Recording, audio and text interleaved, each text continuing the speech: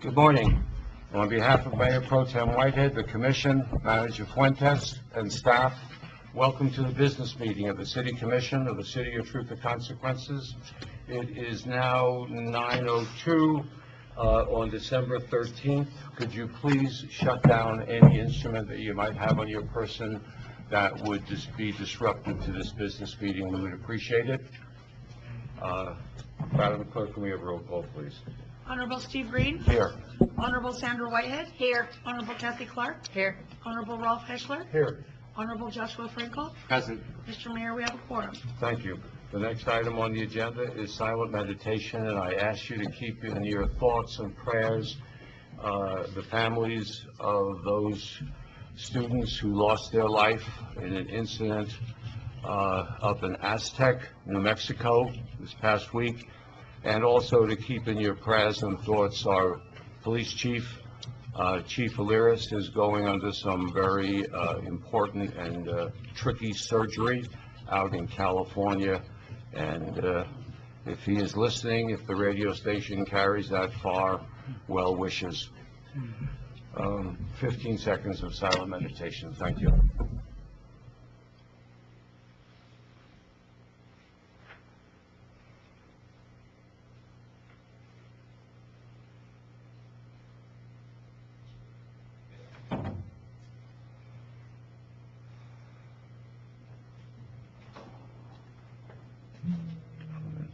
Thank you.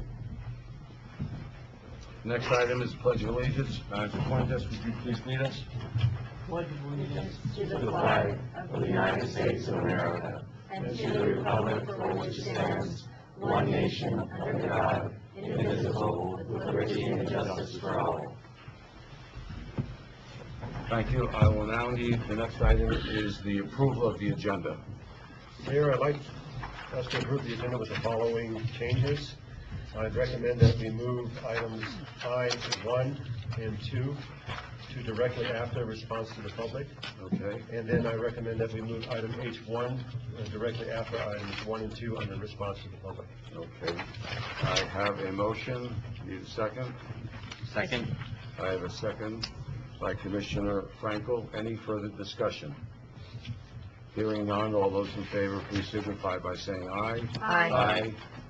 Opposed? Thank you. It carries unanimously. Let me just correct mine so we can move this thing smoothly.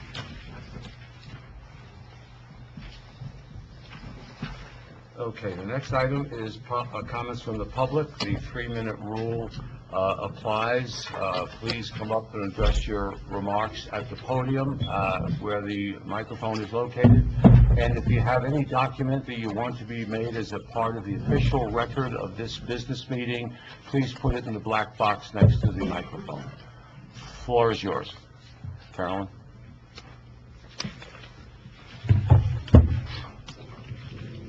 Carolyn Costas, TRC. God Could bless you you. speak into the microphone so your voice carries? Thank you. God bless you, commissioners. This has got to be tough. People, politicians' power and influence depend on the size and strength of their constituency. Register to vote, or those same people who always vote will elect the same people who don't seem to be leading us in a good direction in allocating our tax dollars. The question of honesty is also being questioned here. And we need the public to look at the facts, and the facts are not always forthcoming, and decide accordingly. Self-respect requires self-discipline. Decency requires conscience and courage. Kindness requires patience and forgiveness. A good life happens to be a fair amount of work. It is not for the lazy. Register to vote. Let light into our opening minds and bring it into practical application to fix our beloved TRC. I'm backing a cause. I'm only for or against those whose cause is not or is in the direction of the unity, brotherhood, and well-being of all TRC. The most effective revolutions address group and community discontent and open the way to improvement. Change is a necessary part of growth. Push into the new with courage, confidence, and clarity. Do not underestimate this insanity of the world, which will not be taken from you, but can be given up by you. When a public servant's negotiations have undermined the rights of the people he serves, and he has been accused of willful and wanton conduct in criminal property damage, not just accused, but with witnesses and police response, it is time for our misguided city government to publicly challenge his contract and those who approved and signed it. If you do not think this is a wake-up call, you are mistaken. It is a reflection of inner consciousness, the consequences of withholding truth that have led to both local and national conditions. Wake up, vote. Register at County Clerk, 100 North, date by December 22nd if you want to vote in January's 23rd's election. And God bless us all and help y'all. Thank you. Anyone else like to address the commission? Mr. Fenn? Good morning, Commissioners. Ron Fenn, 316 North Foch. I have 3 minutes in order to try to answer the 26-minute rant that you guys had on the 26th or the 27th of September against the referendum for the ordinance which would encumber our community by $3.3 million. And I say that because you have never acknowledged the fact that there is $550,000 in interest on the $2.12 million or $2.188 million loan, which is netting the city only $2 million for a $2.5 million construction estimate. Okay, that's where all of these numbers are coming from. You don't talk to the people about them.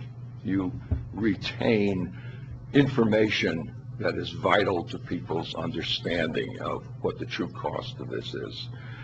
Mr. Green, you have accused me of having a vendetta against the city. I do not have a vendetta against the city. The city and the city manager has a vendetta against me, wherein he sicked the former chief of police on me on numerous occasions to get me to shut up. I will not shut up because my cause is for the people of this community. The waste of public funding for such projects as this police station, which has passed its due. 3 of the 4 agencies are no longer going to be involved in it, which means there's only going to be 1. And we don't need 2.5 times the space for the same number of people who, by your own acknowledgement, have the 14th safest city record operating from a former mortuary. How much better can we do operating from a former armory? It's ridiculous.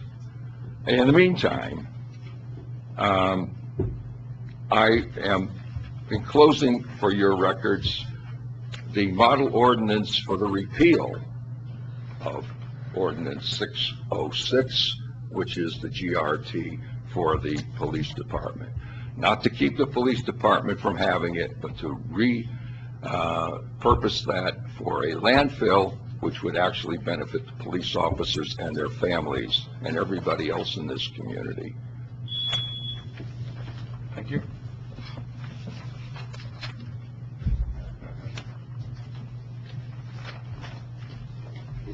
Good morning, Commission members. I'm Perry Wolf at 1107 Bosque North. And also good morning to people of TRC who are listening on the radio. Please get out and vote on January 23rd on the referendum to spend the resources of TRC on a building that may or may not should be raised or whatever, torn down. Maybe we could spend money on more important things like streets and water and sewer lines and removal of derelict trailers. How about that? My neighborhood is kind of full of them. Remember to vote the appropriate.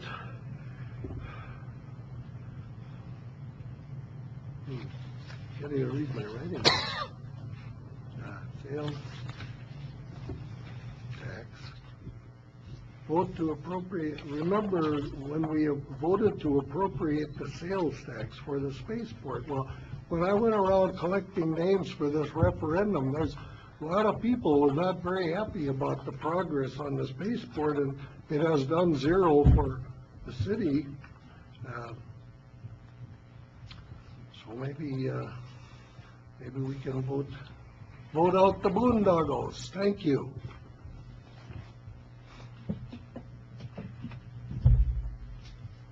Anyone else like to address the commission? Mr. Townsend?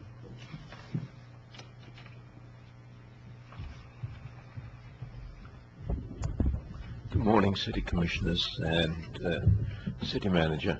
Hans Townsend, Desert View Inn, and Chamber of Commerce. I am repeatedly hit with the things that this city does, and it makes less and less sense as we go along. We are putting ourselves in debt in the future with things that are not as beneficial as a lot of other things. We're not doing the basics. We're looking to spend lots of money on things that don't make any sense. As far as the ESCO deal is concerned, my personal opinion is that we should be doing it ourselves if it's going to be done at all, and which would save us about $5 million, which is the money is going out the window. And it started for me with the swimming pool roof, which was an insane amount of money for a roof that doesn't function. When you've got to keep taking it down and putting it up, and it costs $8,000 a month to blow it up, it's insanity. We could have used that money and got a matching grant and built a swimming pool for that, where the visitors would be able to come in. These kind of things really start to grate, and they really start to make you ask, what is going on? We did 3 engineering surveys on that swimming pool in 6 years, which we had to pay for. A lot of money. These things don't make sense after a while. And sometimes I think the City Commission is led, doesn't lead, it is led, and that's not good. The decisions don't seem to be made in the right way, and definitely the money is not spent in the right way. If you think the roads are not so important, we pay for them every day. I can tell you how much my tires cost me on a vehicle that was driven on other roads before. It's an old vehicle, it's 20 years old nearly. And before it came to TSC, it didn't need tires as often as it does now. And that's because the roads are trash. And those are things that are important to everybody in this city. Those little things, the water, the roads, and we seem to be just going off on high ideas that cost a lot of money and put us in debt in the future. That's even worse. If we could afford it, it would be different. But I don't see that we are able to afford it, and I don't see that we're going down the right road.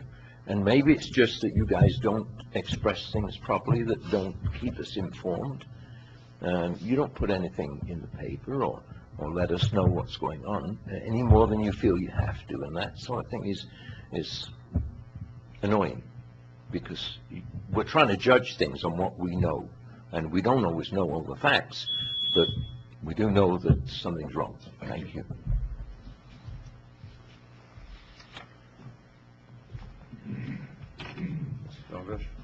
Good morning, Commissioners, Mayor. I'm here once again just to express my feelings about the ESCO presentation. I think that it's a big mistake. I think that we can do it ourselves. There's a lot of tools the city manager has in his pocket besides a checkbook. I think the idea of having it done overnight is a nice idea, have it done by the spring, but it could be done in increments, and we could generate the same revenue that they're promising to generate with it without the contracts that come along with this thing, and the 20-year uncertainty as if we'll be able to pay it back. So, once again, I'd like to express this is a bad idea. It's an expensive idea for the city. It could be done for much cheaper. And with that, have a good day. Thank you.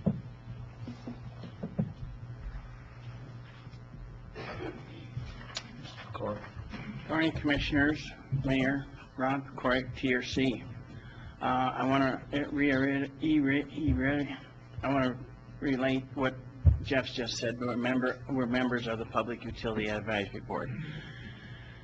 In the last meeting, we voted not to go forward with the ESCO.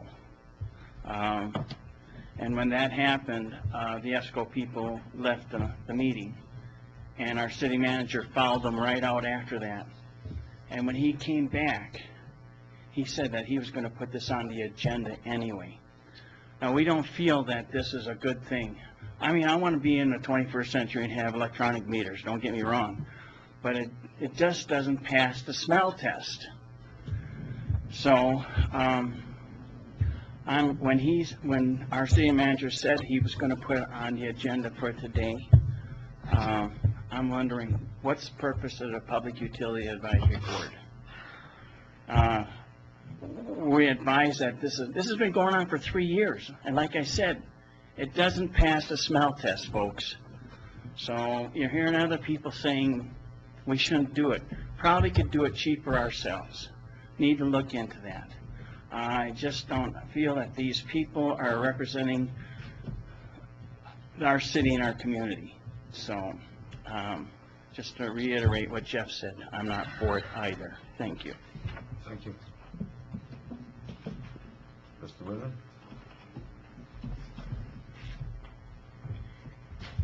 Good morning, Commissioners. My name is Klaus Ritter, and I live at 618 Charles, TRC, New Mexico. I will direct my comments exclusively to the ESCO proposal. You heard a few people before. Money is tight. We don't have it. You believe probably that it will cost you, the city, nothing because it's paid for out of revenues. Gentlemen, the revenues are coming from the citizens who will be asked very shortly to pay a very significant amount for rehabilitating the water system. And it is true we don't have it.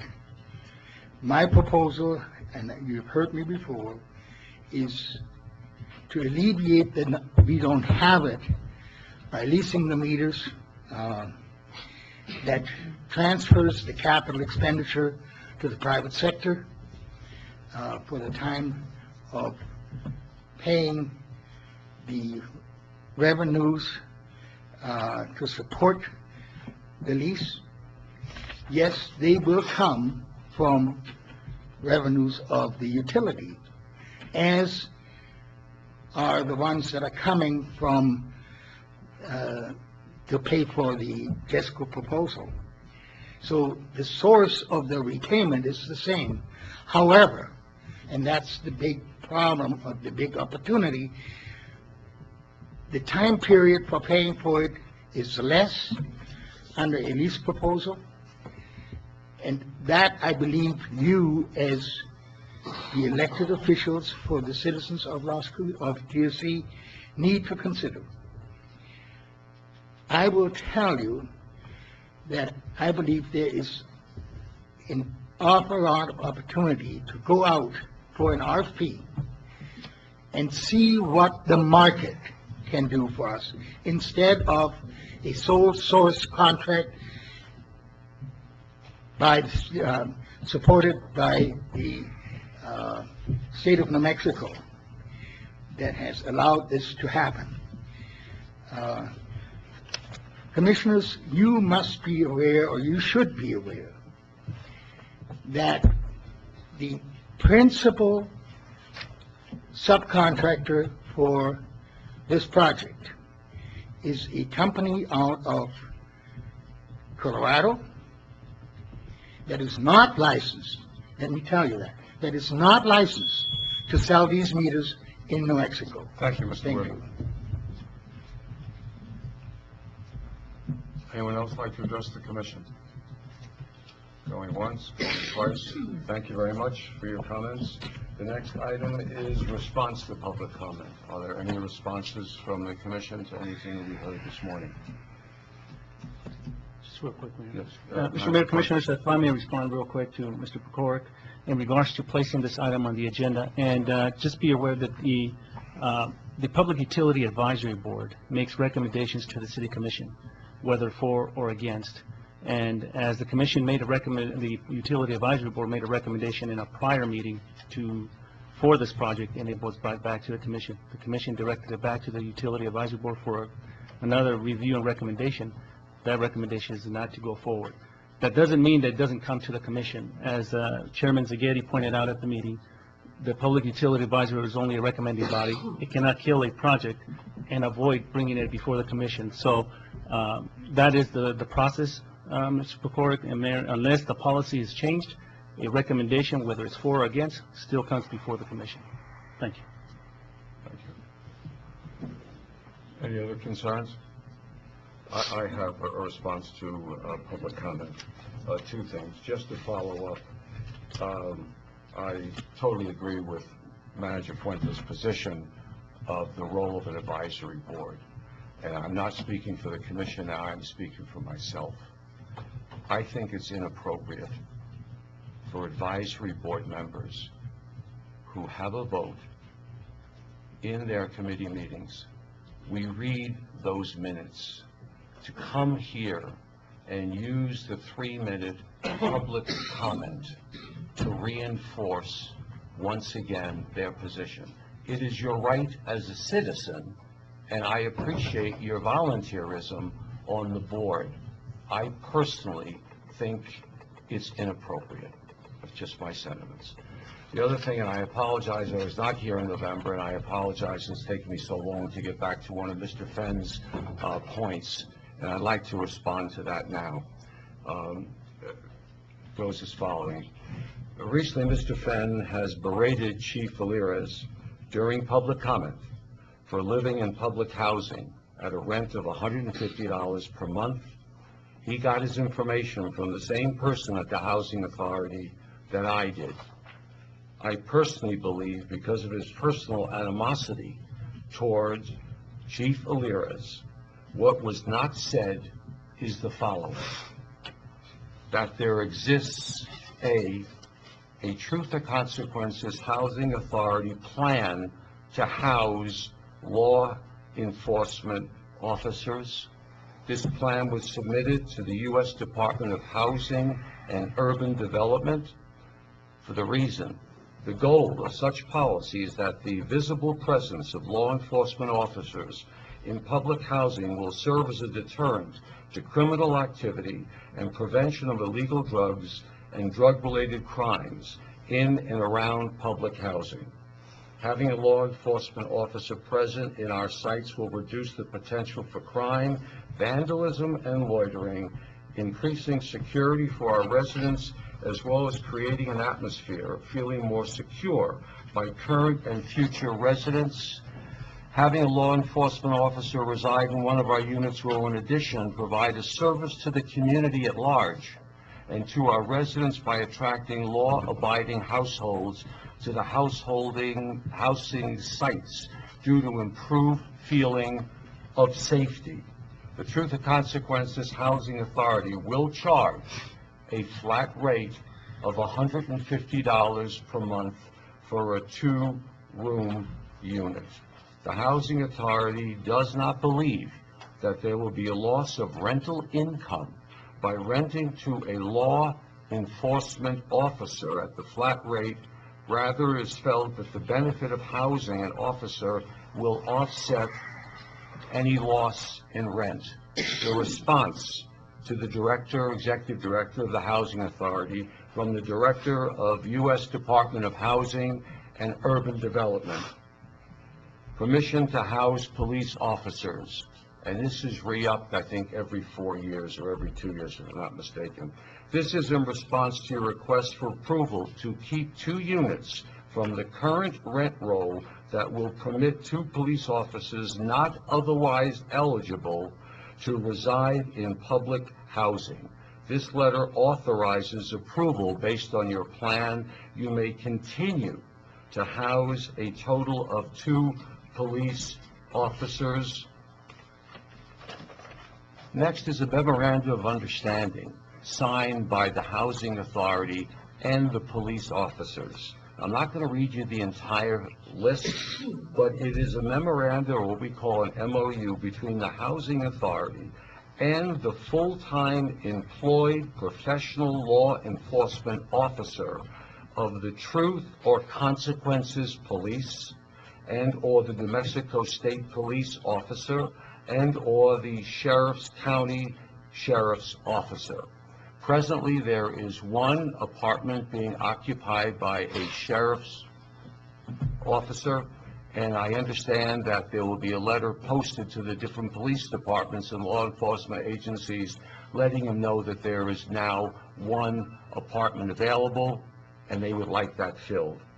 The involvement of the officer may include, but is not limited to, monitoring grounds for drug activity, daily walks around the ground, attending all residence council meetings, getting to know the individuals and families in the apartment community, be available as needed with reason, participate in disruptive activities around the grounds. And lo and behold, at the chief's retirement party, I was actually amazed to see that there was one of the residents of one of the units attended that party. Last but not least, there was a resolution, number 2017-16, approval of the performance funding waiver plan for law enforcement units.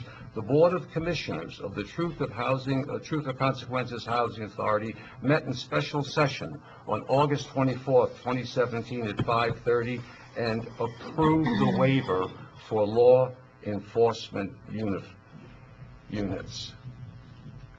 We in our local newspapers don't have fact checkers at the ready. What we hear in public comment and also what is published as a letter to the editor to verify what is being written and if it is the whole story.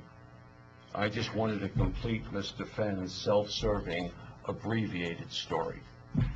That is the end of my response to public comment. Thank you. The next item will be, that has been moved, will be I-1 and 2. We will go to I-1 first. Discussion action, appointment of Larry Mullinex to the Airport Advisory Board, presented by Ms. Canton.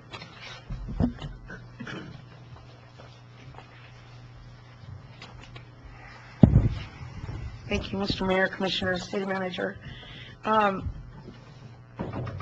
For the Airport Advisory Board, we have 1 vacancy currently because Ron Phillip resigned, and we have a letter attached that the Airport Advisory, the application is attached, I'm sorry, and at the last meeting, the Airport Advisory Board had recommended approval to appoint Larry Mullinex to fill that vacancy. So I stand for any questions you might have.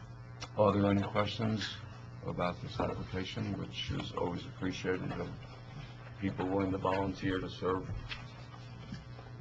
Seeing none, I will stand for a motion. I will make that motion for approval of appointment of Mr. Larry Mullinex to the Airport Advisory Board. Second. I have a motion and a second by Commissioner Frankel. Is there any further discussion?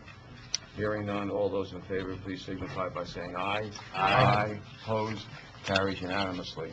The next item is I-3, discussion action, reappointment of Dr. Greg Demore to the Truth or Consequences Housing Authority Board of Commissioners. Ms. Canton. Thank you, Mr. Mayor.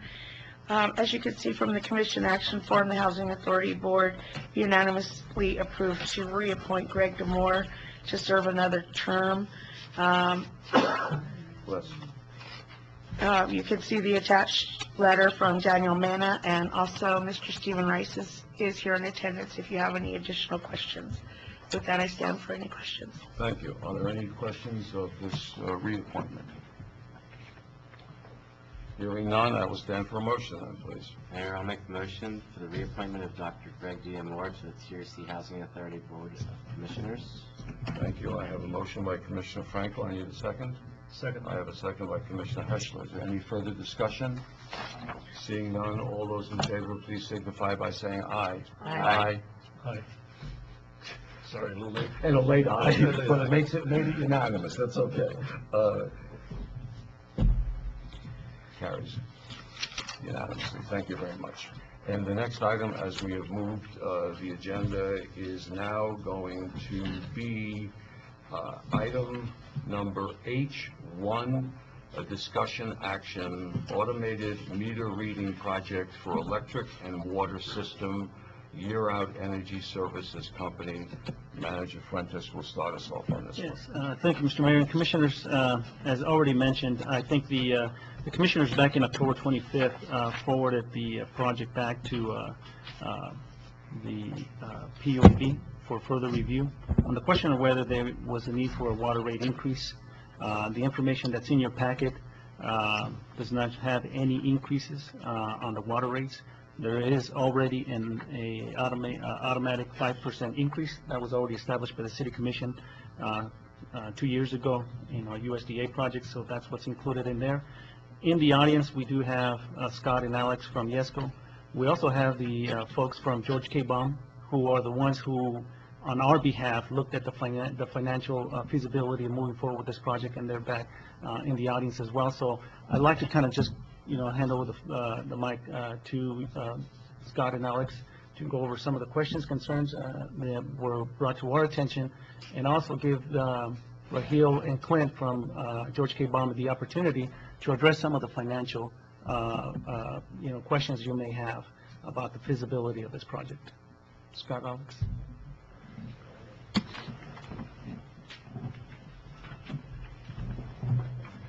Good morning, Mayor and Commissioners. Good morning. Glad to be here. Hope everybody's had a good holiday so far. So, as you know, we have put together a number of documents for the PUAB and for the Commission.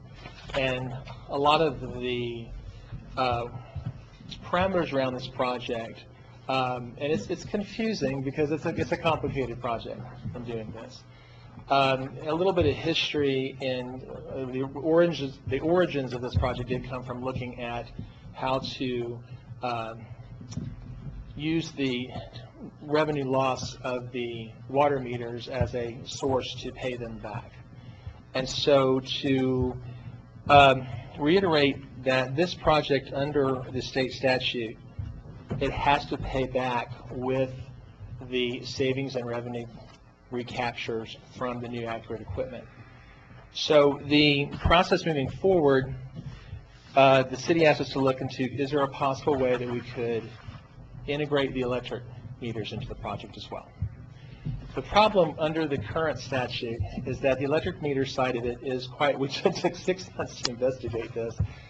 It's very complicated because the M&V side would be very expensive. So there's a huge upside on getting these electric meters because there's new accuracies to be had. The problem is the measuring of that is something that would require almost the expense of doing the line item study that you did, with the engineering company previously. So we wanted to get creative and figure out if we could get the whole process funded through the water meter savings, just as a way to get it funded. Now understand this process, when it's been heard from a couple of different comments that this is going to cost the city upfront money or money in the future. This project totally pays for itself out of the revenue capture and out of the savings, including the interest. So in the process moving forward, we were asked to look at where the city was from the standpoint of where you are today and where you would be in the future. So we looked at the fact that with the EPA issues that you have in front of you, that there probably would be a cost of water going up at some point. We added that into the project just because that looks like what the future will be with the EPA. But then we took it out to see if the project would work just as is with the current conditions. That means you've already advised of a sewer rate going up 5%. So we had to include that because that's going to change the numbers in the process. So what we did is we were able to formulate a project that includes both the water meters and the electric meters. And yes, it's expensive. It's $5.2 million. Yes, sir. Scott, if I can Yes. interrupt you for 1 second. Would it be possible to make the first chair behind you available Absolutely. for Ms. Cazares to sit I only down? have one hearing aid, and if I could possibly sit here for the mouth. Sure, we'll get you- Fine, but I've got to leave now. Oh, okay. And God bless us all. Okay, thank you. And, That's right. Okay, sorry for that. Oh, no worries. No worries whatsoever. I just wanted to bring my attention. No, I'm glad to do that. So, as you see, we've had a lot of meetings in this process, and I to the engagement of the community is great here. The engagement of your community is amazing, and while we've been doing this with you over this period of time, we've had a fully installed project in Silver City that's been very successful. We're in the midst of installing a Roswell at the moment. We're about halfway done with that. So both those projects pay for themselves. There was no cost to either of those cities to do the project under the terms of the state statute. So where we are today is we looked at a couple of options. One would just be a water meter project. Would that pay for itself? And yes, it will. Will the addition of the electric meters pay for themselves? Yes, there will. So the thing about it is we looked at it a couple different ways. Now, what the statute says is we put together the process. We provide a guarantee that those revenues will be had. Now, if they are not had year out, and plus an insurance which is backed by the state requires that to happen. If that would ever happen, you would get a check from year out for the difference, if that ever happens, or the ability to go fix it. And either way, if you are short revenue to pay that back, we make the difference. Now, that is not a rule we made up. That is a rule by our state that has to be reconciled every July.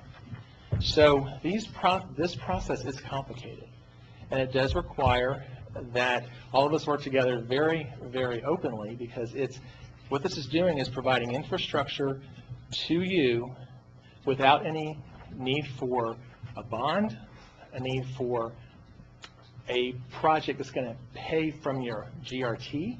So this doesn't require GRT backing to do. So this process is paid for entirely by the savings and revenue capture of the project itself. And that's the requirement of the state statute. So moving forward, the next step is we provide, this is what happened with Bernalillo County and these other projects that we've been doing, we have to provide all these numbers to your FA, which is our folks back here, George K. Baum, which is your financial advisors. Now, everyone has different financial advisors. And so what we did is we put together the financial pro forma. They took a look at it, and I'll let them speak to that here in just a second. But the result of that is that they verified that there is a project that cash flows. Now, there are a lot of questions about it, and I understand that because it's complicated. But as the ESCO, the reason we're here is that way you are provided a guarantee that this project works. If you do it yourself and it doesn't work, what's your recourse? It's hard to go against these meter companies because they're going to blame you for installing it improperly. Our installers are impeccable. Our installers are licensed in all 50 states. Our subcontractors are licensed in every state we work. So we are licensed fully. Now, as far as the meter goes, the meters are repped by different reps around the country. We go direct to the meter manufacturer's owner, which is in Atlanta, Georgia. So that's how we work that. We get direct source as much as possible. As far as saying that all the bills are going to go up to everybody, what's happened is that you guys read your meters. You're doing a great job. So the cost of this is incremental. And so if you look at a cost of these meters versus the amount of revenue that you'll be achieving, there's a lot more above the guaranteed line that you'll be receiving. We're being as conservative as we can be in this process. Now, we have modeled this a number of different ways. We've had the OSC take a look at it. We work with them through this whole process because we want to make sure that there's no, that they're aware of every single bump that we go through in the process, that we understood your production numbers, and we went back and tested and tested your production number because we want to make sure that what we're going to be doing is really a value and benefit to your city. I've watched what happened with Silver City, for instance. Their revenue is up by 18%. Their consumption is down by 11%. So it made sense there for them. They're about a year and a half out now, and they're very pleased with where things are. The process that we have to verify with the state, it's lengthy, and they verify every number we give them, every baseline that we presented to them, they verify with their engineers. We don't have a choice on who that engineer is. They provide that. So we have to also, it takes third-party scrutiny. So on your behalf, the state has your back in this process because they want to make sure that this process does work for you. So that's where we've been in that scenario. So, and today I know the vote is to, whether we should push on with this or not. I appreciate what the PUAB has done. I appreciate what Klaus has done. I think that he brings a great voice to the process. There is a process of leasing meters. It's out there. And it's the P3.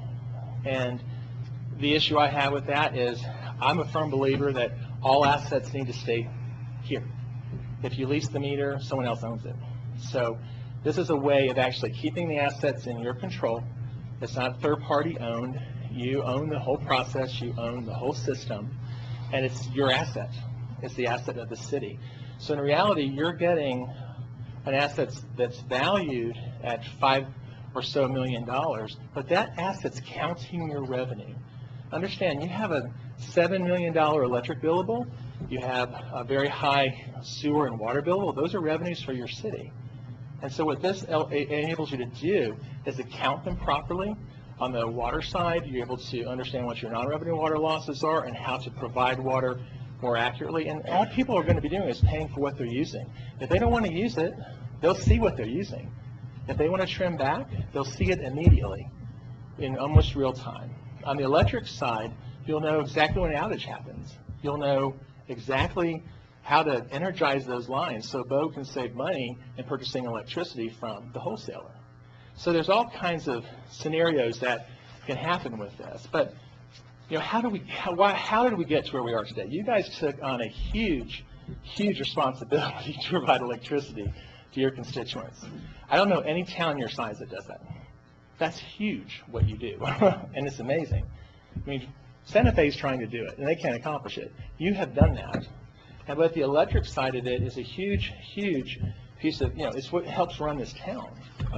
If I might interrupt you, we might have one commissioner who might have to leave. Okay. And I would really like you to get to the nuts and bolts of the costs. And I understand, I don't want to interrupt the presentation, but I think in deference to staff who's put in years of work and the PUAB board, that I want all 5 commissioners to be able to vote on this project. Sure. So if you could cut to the chase and give us the numbers and why it's going to work or why it's not going to work, whatever, that's what we need to hear. All right, I'll bring Alex on. And I apologize for interrupting. No worries at all. So Alex is our project director, and he's put together all the numbers. I'll let him take it from here. Mr. Mayor, Commissioners, Mr. City Manager, thank you for having us again. So, to kind of restate, we're not here to present any new information. This has been information that's, kind of been circulated for a while now. We're also not here to convince you of any outcomes. I mean, we're simply here to present to you the analysis that you hired us to do, which was to determine is there a self-funding project here for the city to take advantage of improving your infrastructure? And the answer is yes. That's all we're here to do. If you look at some of the summaries that we presented, the final price for the entire turnkey solution is about $5.1 million. We won't talk too much about the validation of that actually self-funds. Our analysis internally proves that it does, but that's ultimately the responsibility of your financial advisor as well, so we'll wait to have them address that. I mean, really, we want to just make ourselves available to answer your questions because I know that we have really beaten this subject up a lot. And we're here to just bring you guys certainty. What is it that you need from us to address to bring you guys certainty that this is a good project? Because that's ultimately why we're standing here. Okay, thank you. I'm going to open it up, if you don't mind now, for questions from the commission. Would you like the George K. Bond to address Oh, the financial part of do it? you want to, yeah, that would be great. If you could just give us a little overview of what's the cost at the present time, if it's voted today, let's use today's interest rates. I know our commissioners are pretty quick with their computers here and their iPhones. Good morning. So you have a total view of what this whole package is going to cost. Mayor I Green, appreciate Commissioners, my name is Raheel Hirji. I work with George K. Baum and Company. My colleague here with me today is Clint Elkins. We serve as the city's financial advisor.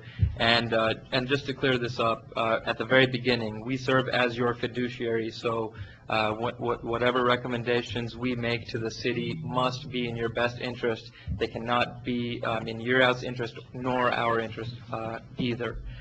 We've looked at the numbers and the package that Year Out has put together, and what we can tell you is that the numbers are viable. This is a self-funding project.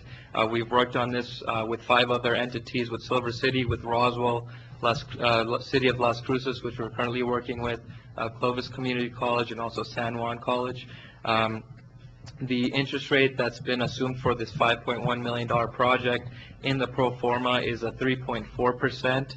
Currently, we think that's a reasonable interest rate, although when we do put together the bid package to go and get final rates from a bank, or whether it's a public offering or the NMFA, us as your financial advisor will report back, the final bids that we get in terms of the interest rates from the various lenders, after which the city commission could choose to lock that rate. But the number that's being used for the financials we think is reasonable and sustainable and in line with the market currently. The other thing that the misconception that we wanted to clear up is that Year Out cannot provide the financing for this project. They cannot put up the money legally per the SEC, Securities and Exchange Commission rules. The city will have to enter into a bond or a loan, which will be paid back by the savings that are guaranteed on this project. If the savings are not sufficient to pay back the debt service on the bonds, Year Out would then have to come in and put up the difference. So in essence, no money will be going out of the city's operating fund. As your FA, as I mentioned, we will put together the bid package. Should the city commission decide to move forward with the project, we would then get engaged to start working on it and get final interest rates from various lenders. And then finally, I just wanted to let the city commission know that this project must be reviewed by the state engineer and also by EMNRD, the Energy, Minerals, Natural Resources Department, before it can be finalized. So there are multiple checks and balances that go into it. Obviously, you have us from the financial standpoint, but you'll also have various state agencies overlooking the entire project before it's finalized. And at this point, we can stand for any questions you have on the financing side. Okay, are there any questions on the finances? Commissioner Clark? I got just this whole litany of stuff, so I think probably it would be better if I just read my litany, and part of it Yesko would answer, and part of it you would answer. You want to start with if I might just have one quick question, please, yeah. Commissioner Clark. So on the paper copy that I'm given, since I don't have any technology knowledge, it says City of Truth of Costas, New Mexico, cost-benefit analysis, and I appreciate that because that's Commissioner Clark and other commissioners have been pounding the desk to get those before us so we can make intelligent decisions. I have heard 2 things. I have heard that they're not guaranteeing money. They're guaranteeing the accountability of the meter to read at a certain percentage. But yet I am looking here at dollar signs. So I guess my question is, am I correct where year 1 it goes complete 100%? If it was done obviously at all the meters are functioning at one time when we turn the switch. Water, sewer, O&M, total $292,481. Is that what year out is guaranteeing that there will be $292,481 of new revenue created to pay down the first year's cost of this project. This is spread over 20 years. I've heard a lot of things from a lot of citizens, and I'm confused. So please tell me, is it actually, that's the cash that you are guaranteeing that we are going to have in excess to what we have today? And if not, the insurance bond that you guys are going to take out is going to make sure that money is there for us. So please, that's my question. That's a good question. And in essence, yes, the end result is a dollar figure, but you cannot, so there's factors that get built into that. If you take it down to what is the root change, what are we actually changing by the implementation of this project? That is the accuracy of the new meters. All the math that supports the end result, which is a dollar, is driven by the accuracy of these new meters. That accuracy is ultimately what YESCO guarantees and is measured annually. So if any year the accuracy of those meters falls below what is necessary to repay the debt for that year, that gets resulted into what a dollar figure is based on the rate for that year. So, water in our analysis doesn't escalate at all. So it's going to be whatever today's rate is for 20 years. Even if you increase your rates a tremendous amount more, we're not counting on that in the analysis that we put together. But the end result is, and this is common, so we're talking about it from water meters. Think about it in terms of an energy project in a building. Maybe it's easier to explain. There is never a guarantee on the dollar amount. It's the root change that is driving that dollar amount, which is what's guaranteed. And that's how all these projects are being, or have been developed for 40 years. You got to keep in mind, this is a 40-year-old funding mechanism that has implemented $50 billion worth of work in the United States. So this is not new. And you can never guarantee the dollar amount because there's factors, there's rates and other things. You're guaranteeing what the fundamental changes that you're recommending, and that is the accuracy of the new meters. I hope that explains it. That's what drives everything. And there was, in the summary that we provided, which was summary of PUAB questions, there was that document. The last section of that, the last question proposed to us from the PUAB is clearly describe how the guarantee is applied. And that section of that response walked through it step by step. Here's how the baseline was established. Here's how the alterations that are being proposed were determined. And here's how the new accuracies drive that monetary change. That's what is the fundamental basis of the guarantee. So if we were to bill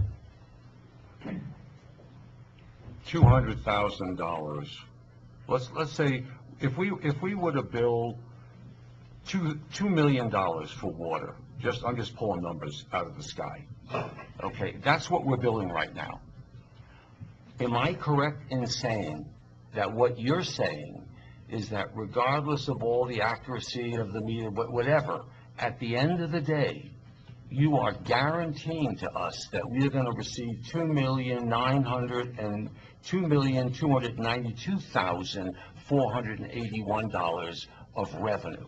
And that increase of revenue is what you're justifying and coming up with $9,174,150 at the end of the 20 years. That's the cash that you are guaranteeing that the city is going to see every year to pay back this bond that we're going to have to issue. That's all I really want to know, Alex. In essence, yes, but driven by the accuracy. But yes, in essence, yes. Okay, so that's, driven by the accuracy. So what happens if the meter is reading accurate? You're making the assumption, I'm hearing, that scares me. Sure. Driven by because that's an interpretation. That's a measured result, sir. I mean, that is, I'm sorry. Okay, so I'm going to do, because I could get off on this for a long time. I'm going to pass the microphone. I'm on her time, and Commissioner Clark might have to leave early, so I beg your pardon. Thank you. Thank you, Mayor. So I'm just going to read through this, and then if there's something that's a bullet point, we'll just ask you at the end of these, okay?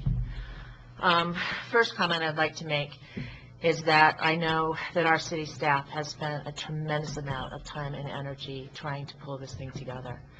And I really want to thank both Bo and Tracy. I think you've really gone way past. And I think it's very important that the commission supports staff as long as numbers support what you're trying to put together. And that's my concern. And that, as you well know, has been my concern this whole time.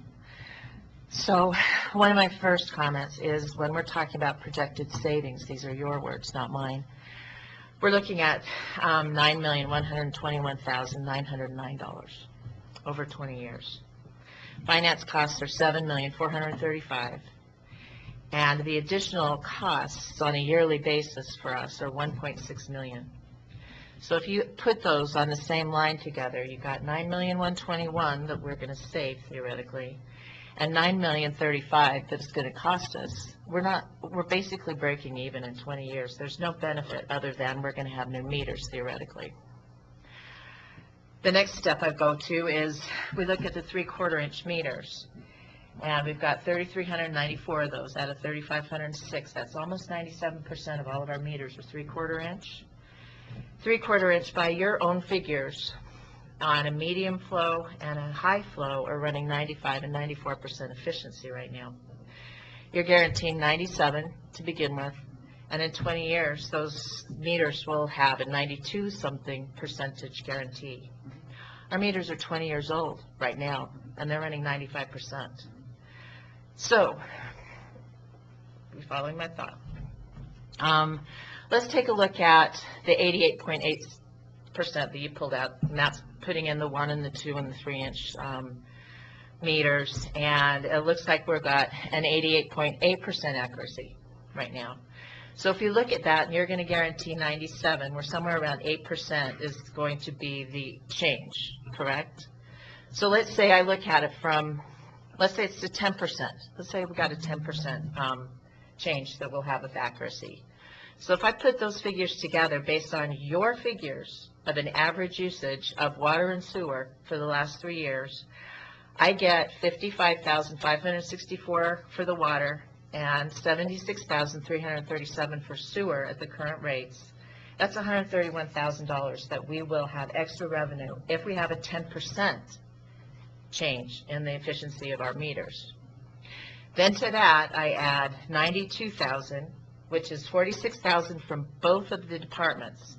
So I want to know who in electric you're going to let go to make that $46,000, or what inefficiency in operations and maintenance is going to change, because it was just a figure that was thrown out. No one gave me where that $46,000 is coming from. Are we going to let somebody go in the water department for that $46,000? Where does that savings come from? But let's say that it's real, and we have $131,000 and $92,000 savings in operating and maintenance. I still don't make my $288,000 first year payment. I'm $50,000, $60,000 short. So I have a problem with that math.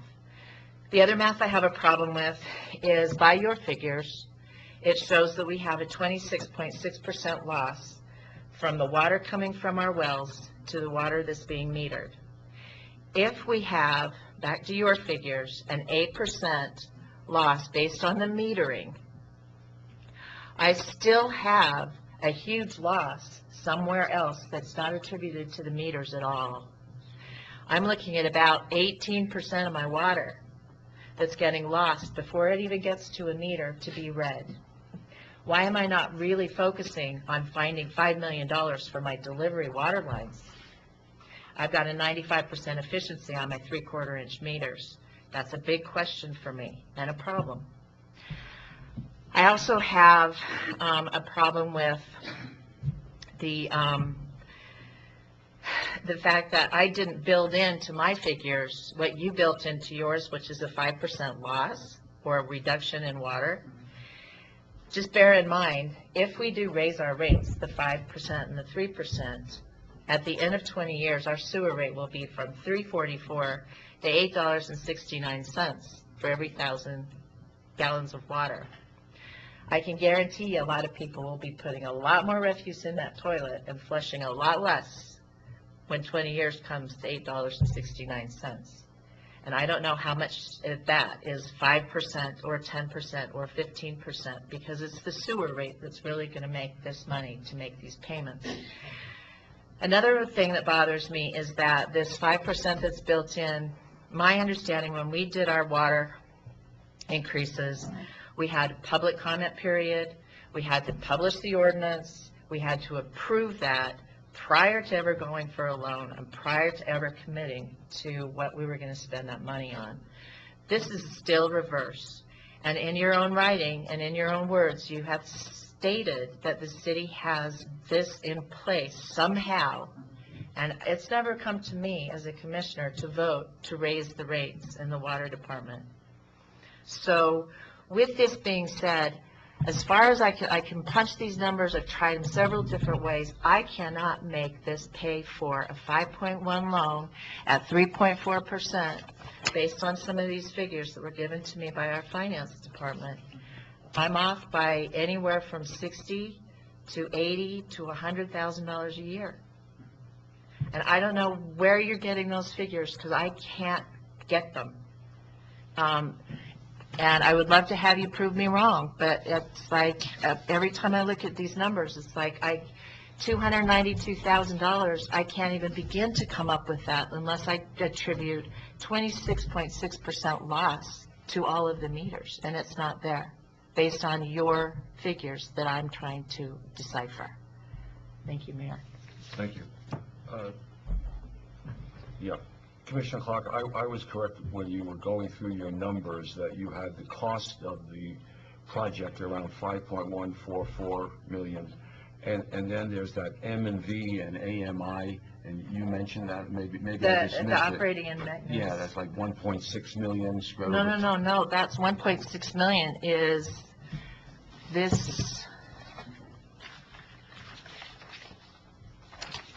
It's this page. Yeah. On the year out, the annual maintenance fees. That's okay. This is separate and apart from the savings in the two departments. They're building in $92,000 a year in savings in the departments. This is extra expense to us. No, I understand. Over and I just above. want to, you did mention that. Yes, this Okay. adds up to 1.6 million. Okay, so I must have missed that, yeah, because I had the 1.6 for M&V and AMI, and maybe I just didn't hear. I just want to verify that. Thank you. Okay. Yes. Response, please. Yes, sir. Commissioner Clark, first, thank you for your comprehensive review and thoughtfulness. I mean, the fact that you've done the analysis and research says a lot. I appreciate that. I'll start with a few things. The fees first, since that was the last topic, and you're going to have to help remind me because that was a lot of stuff. I'm not going to remember addressing everything. But the fees specifically, those fees are fees that you cannot bring into the upfront cost. It's not allowed. So we can cover the first year of those fees in the turnkey price, but then years 2 through 20, those are fees that will be budgeted and paid for by the city to the providers, and they're funded by the savings and revenue improvements. It's not like you're having to come up with that cash. It's included in the cash flow, and your financial advisor can confirm that because we've provided those numbers. It is budget neutral. There is not, you're not having to say, where's that money going to come from? It's coming from the improvements themselves as well. Okay. Secondly, I'm sorry. It's where do these figures come in? So in the principal and interest that we pay and the annual projected savings. In the pro Where are forma. these? So it's an appendix in the IGA report. That we don't have. That's right, because that's a preliminary analysis. Your final analysis on the financials comes from your financial advisor. Their analysis does include that, and they can discuss that, or they can talk to that point. Second item, I'm having to remind myself because there was a lot thrown out. Can you remind me what your first comment was, all the way back to that one? Okay, so I was concerned about the projected savings because when I put that 1.6 million on top of that, I have a break even. The next one was on the 3/4 inch meters, which 97% of all of the water metering that we have, that it is 6%. I did a 6% and a 10%, so it was on both sides of what you've calculated at 8. And I can't come up with enough on the metering itself. I'm coming up with $112,000 to $131,000 a year. So I'm asking the operating and maintenance departments, where they're going to come up with that $92,000, and I still can't make a $288,000 payment. Sure, great question. So we can let the water and electric departments address those specifically. What we will say, though, is that those $46,000 from each department are extremely conservative numbers based on an AMI infrastructure implementation. Being able to remotely troubleshoot, being able to respond to outages directly to the source of the outage, being able to remotely disconnect your troublesome accounts without having to dispatch a water service technician to go out there, cut off water, come back to the office just to realize that they got to go out again that night when they come to pay their bill. Those are expensive items that are, you're not having to eliminate positions, you're just reducing your cost to operate daily operations. So I'm reducing my labor by doing that. You're 'Cause I'm not reducing- sending somebody out at 10 o'clock at night. Sure, and I don't want to speak for the individual departments on exactly how that all gets played out. The numbers, you know, I don't want to challenge your analysis by any means. I appreciate that you've done it. Well, what I mean by that is, so we've had 3 independent engineers redo the analysis, and we all came to the same result of the 290, well, take out the operational side. We're really just talking about the improvement from water and sewer. That's the engineering portion of it. 3 independent analyses came to that solution. We've already sent the investment grade audit report to the Office of the State Engineer. They've done their initial analysis. We've got their comments back. They approve the analysis. They're literally just waiting for Commission's approval of the project so that they can stamp and certify the document on their end. So that's 4 independent engineering reviews. And again, I'm not challenging your numbers, but being able to recreate your analysis would take time, and we'd have to do it on paper and work through it. But I will tell you that 4 independent analysis by engineers came to the same result, and that makes me feel good. All right, next item, because I'm having a hard time remembering everything. Well, one of the next items, because I'm still talking about efficiency of metering, and I don't care if 4 engineering companies came up with a conclusion. My math says 6% and 10% improvement in efficiency is between $112,000 and $131,000. Sure. And I need $288,000 to make that first year's loan payment. That's right. So I'm short. So I got to take some from both my departments, $92,000. I'm still short. So where did the engineer come up with? You got $292,000, and Commissioner Clark only comes up with $131 plus $92. Again, I would refer you to the analysis that's been done, the engineering that has been done. It's all been documented. We can provide you that information, but feel certainty that it does exist. It has been verified. But there's not much more I can say to that, because walking through your individual steps, I mean, we could be here all day. We could be here all day. Yes. And my understanding is that when this information went to finance, they didn't verify the projected savings. They just used your figures and then came up with the financing, what it would be to determine whether or not we would in fact be able to make those payments. So they didn't verify your figures. That's correct. Financing does not have engineers on staff to do that level, that type of analysis. Your engineers, have they been to business school? I'm sorry. So there's 2 separate things happening. You have a company like Yesco who does the engineering and the analysis, and then you have your financial advisor that does the financial review of that. 2 independent items, and that's what basically has occurred thus far. Now, to address the other question about, yes, the city has about 26% unaccounted for water. That's the difference between what gets pumped out of the ground and what actually gets delivered at the end user. A piece of that is due to inaccurate meters. You're actually delivering it. It's making it all the way to the users. It's just not being recorded on the registers. And then you have the part that's actually being lost somewhere in the system. Those are real losses. This project does not affect, let me rephrase this. We're not counting on any savings in terms of the real losses in the distribution system. We're simply fixing your registers. You have to start somewhere, and when you start at the end point, so you know, okay, now we're truly accounting for this water, and we're going to be able to reduce that 26% by about half. So now you know that there's still about 13% losses in the system. That is real losses, leaks somewhere. With the project, we are providing your staff with a leak detection mobile unit so they can begin to now identify where leaks are occurring and repair those. And when they repair those, that's additional savings to the city that is not accounted for in any of the financing packages or guaranteed savings. That's just an added benefit. That's a critical piece to this project, and it's important. You need to fix the distribution systems, but it's hard to know really where you're at until you fix your registers. That's step one. Fix the endpoints and then work your way backwards. And you're being able to fix your registers with no money up front. It's self-funding over time. That's a huge benefit. Otherwise, you're going to have to come up with that money somehow, and it's not cheap. I mean, this is an expensive infrastructure upgrade, and you're getting it self-funded. I mean, that's what we were hired to investigate, and the result is positive. So I'm not sure why this is viewed in a negative light, the project, when it's achieving what the commission's objectives were from day one.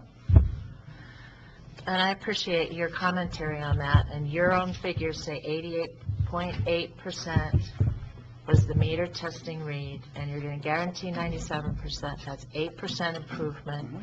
Those figures do not yield the $288,000 plus including the 92 to make that payment. I don't see it self-funding. I hear that it's driven by accuracy. That's the phrase we keep hearing. So if we do have 97% accuracy and we get that extra 8% billed, and we do get our 92,000 from these two departments, the city is still short money to make that payment. I don't hear you say you're writing a check to us for $67,000, $70,000 a year or more for 20 years to do that project. That's exactly what would happen if there was a shortfall. But it's important. Can we read that? Do we have that guarantee? We hear it verbally, but I haven't read that. Absolutely. That's in the contract, and that's already been distributed, and I think in review on your legal side. Excuse me. Jay? Yes. Have you read that contract? No. You haven't seen it? Okay. All right. No worries. And we have that drafted up, and it's very clear in there, and it discusses this. And again, this is not a new process. This is a 40-year-old process that's been tried and true and done all over the U.S. There was a contract I saw way back. I mean, that was like I think it was actually during one of the presentations took over a year ago. But Sure. Are you referring to that? Or are you talking about something that's... No, we drafted up a new one. It may just not have made it all the way to your desk yet. No, I haven't seen anything recently, no. Okay. No worries. I've seen the comment in the information that you sent us. Okay. But I have not seen the contract. Yeah, Okay. That's kind of where I am. So am I to understand, Alex, that Year Out would be willing to write a letter of guarantee to the city, backed up by a bond, in the amount of $9,174,150 over a 20-year period? That's essentially what Is happens. that what basically what you're That's saying? what the insurance policy is there for in the event that. So, then help me out. Okay, so now we have 9,174,150 that you're guaranteeing. Commissioner Clark, by her analysis, has come up with a shortfall that even though that's an incredible, generous guarantee, that we can't, well, Commissioner Clark, I'm not going to speak for the rest of us, Commissioner Clark can't get the music to fit the lyrics. Sure. And that's what our concern is. Myself personally, if we could get this down, I want to move this community, and I maybe speak for all of my fellow commissioners on this one, into the 21st century. I am not a techno person, but I understand and appreciate technology. I want to support staff.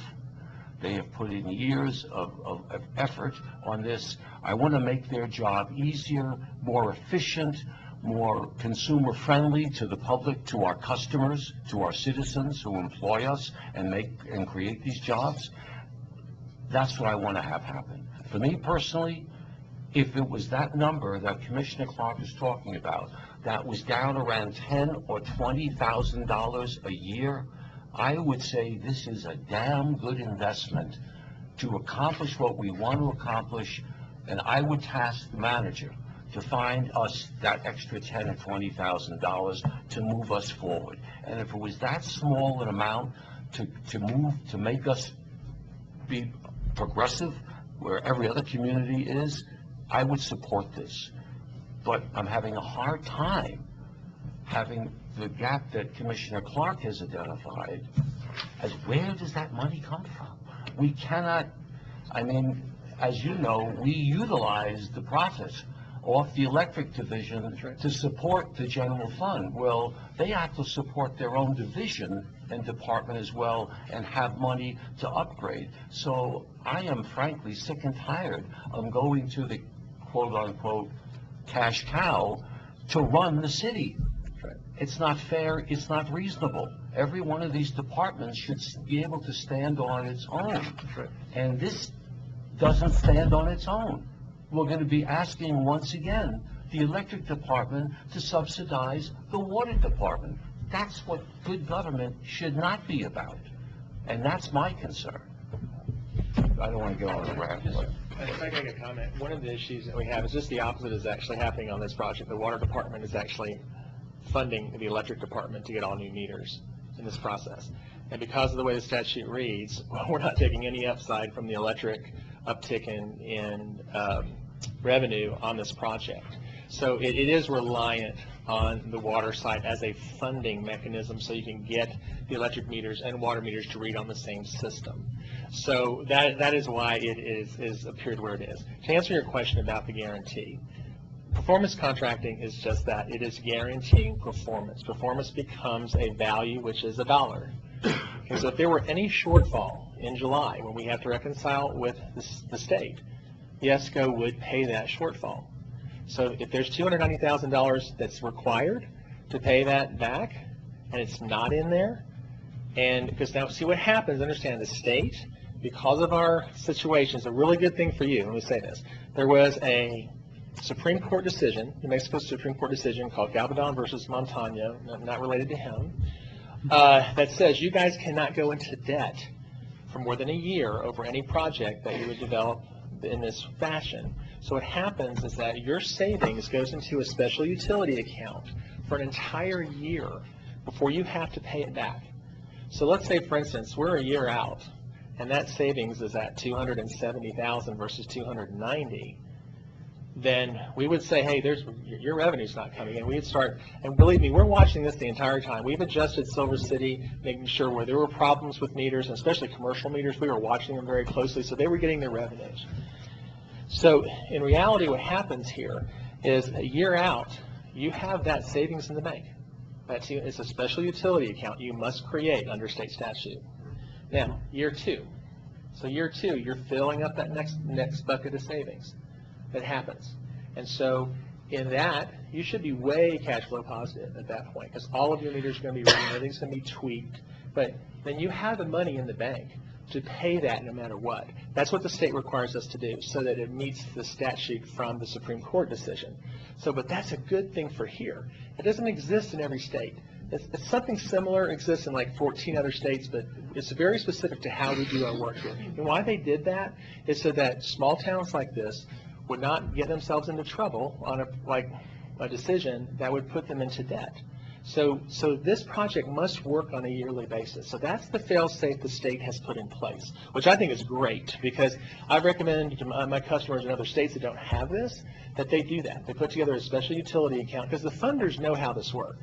They know that you're going to pay back once a year. So that's also the process that can really work in your favor. So this whole time, not only are we overlooking it, but the EM&RD is overlooking it. So if you don't make that, they're on your side to come, hey guys, this isn't working. And we're at that point, if it is not cash flow positive, we owe you that money right then and there. And it's in the contract. It is. And so just to let you know, that contract's been vetted by Roswell, which is almost a $20 million project. It's been vetted by Bernalillo County, which was just approved last night. So this contract is vetted by the EM&RD, the OSC, and your FA. So I will say it's very legitimate. We're not here to pull the wool. And believe me, if you're making $110,000 and we're telling you that you should be making $290,000, we are wrong. But that's the risk we take. If we are down that far, then we pay that. Now, the state requires, first off, that's the dollars that comes out of YESCO's account first. We're not going to go to the insurance company. Now, for instance, if your out would go away and burn up in flames, the state requires that we have an insurance bond on this project, just in case anything would happen to the company. So you are doubly protected The state has really, because before they did this, let me be honest with you, performance contracting was a bit not really well policed in the state. I sit as the private chair for the Energy Services Coalition. I also sit as the private chair on the State Infrastructure Finance Committee. I know there's no money out there. I am fraught trying to find money for small water systems all over the state, and it's just not, even that is not there. So this process, even the Office of State Engineer, they were really amazed at the auditing that we've done for this. So I will say that, and I understand the way that the engineers look at it, there may be a difference. I think what would happen if you had, maybe what we should look at is the investment grade audit, so you would see those numbers. It's been presented several times, and I'm sorry that you don't have it, but we have fail-safes inside our company too. We have to look at the risk management of this inside our world. And so by going to third-party engineers and have them look at it that don't have a dog in the fight, they've come back with very similar results. So we've crunched your numbers, we've crunched various areas to make sure that this works. Because remember, we're going to work along with you for this entire process. And you have, if it doesn't work, the state's on your side, a lot of things are on your side, EM&R&D is on your side, and we would have to pay the difference. So this is a process that takes the risk off you. This is a very complicated project to put together electric and water. If it doesn't work for you and you do it on your own, I think you can. The problem is you have no recourse.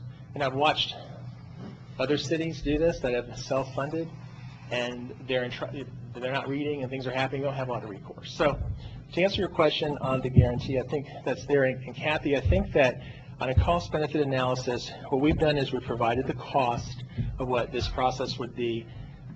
We don't know here, if you had a local plumber or a group of local plumbers do it, what would happen here or where things would go, because we don't know what your local costs are here.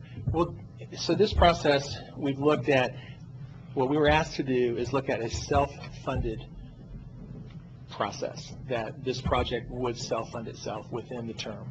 And from I know from four of the folks, I'd be happy to do a work session with you between everybody to take a look what the numbers are, so you would see where they're coming from.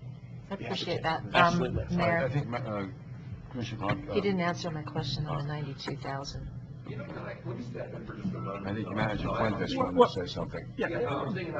Jay, if I may, I think, Mr. Mayor, Commissioners, I think the question about the contract, again, I think that will be the next step. If having the four agencies, the four engineers looking at this study, having our financial advisor looking at it and saying the numbers work, if the math about, or the question about, well, do they actually work, I think we're making progress, because I think the guarantee is in there, and I'm sure it's in there in other communities that have gone through a similar project, that they're protected.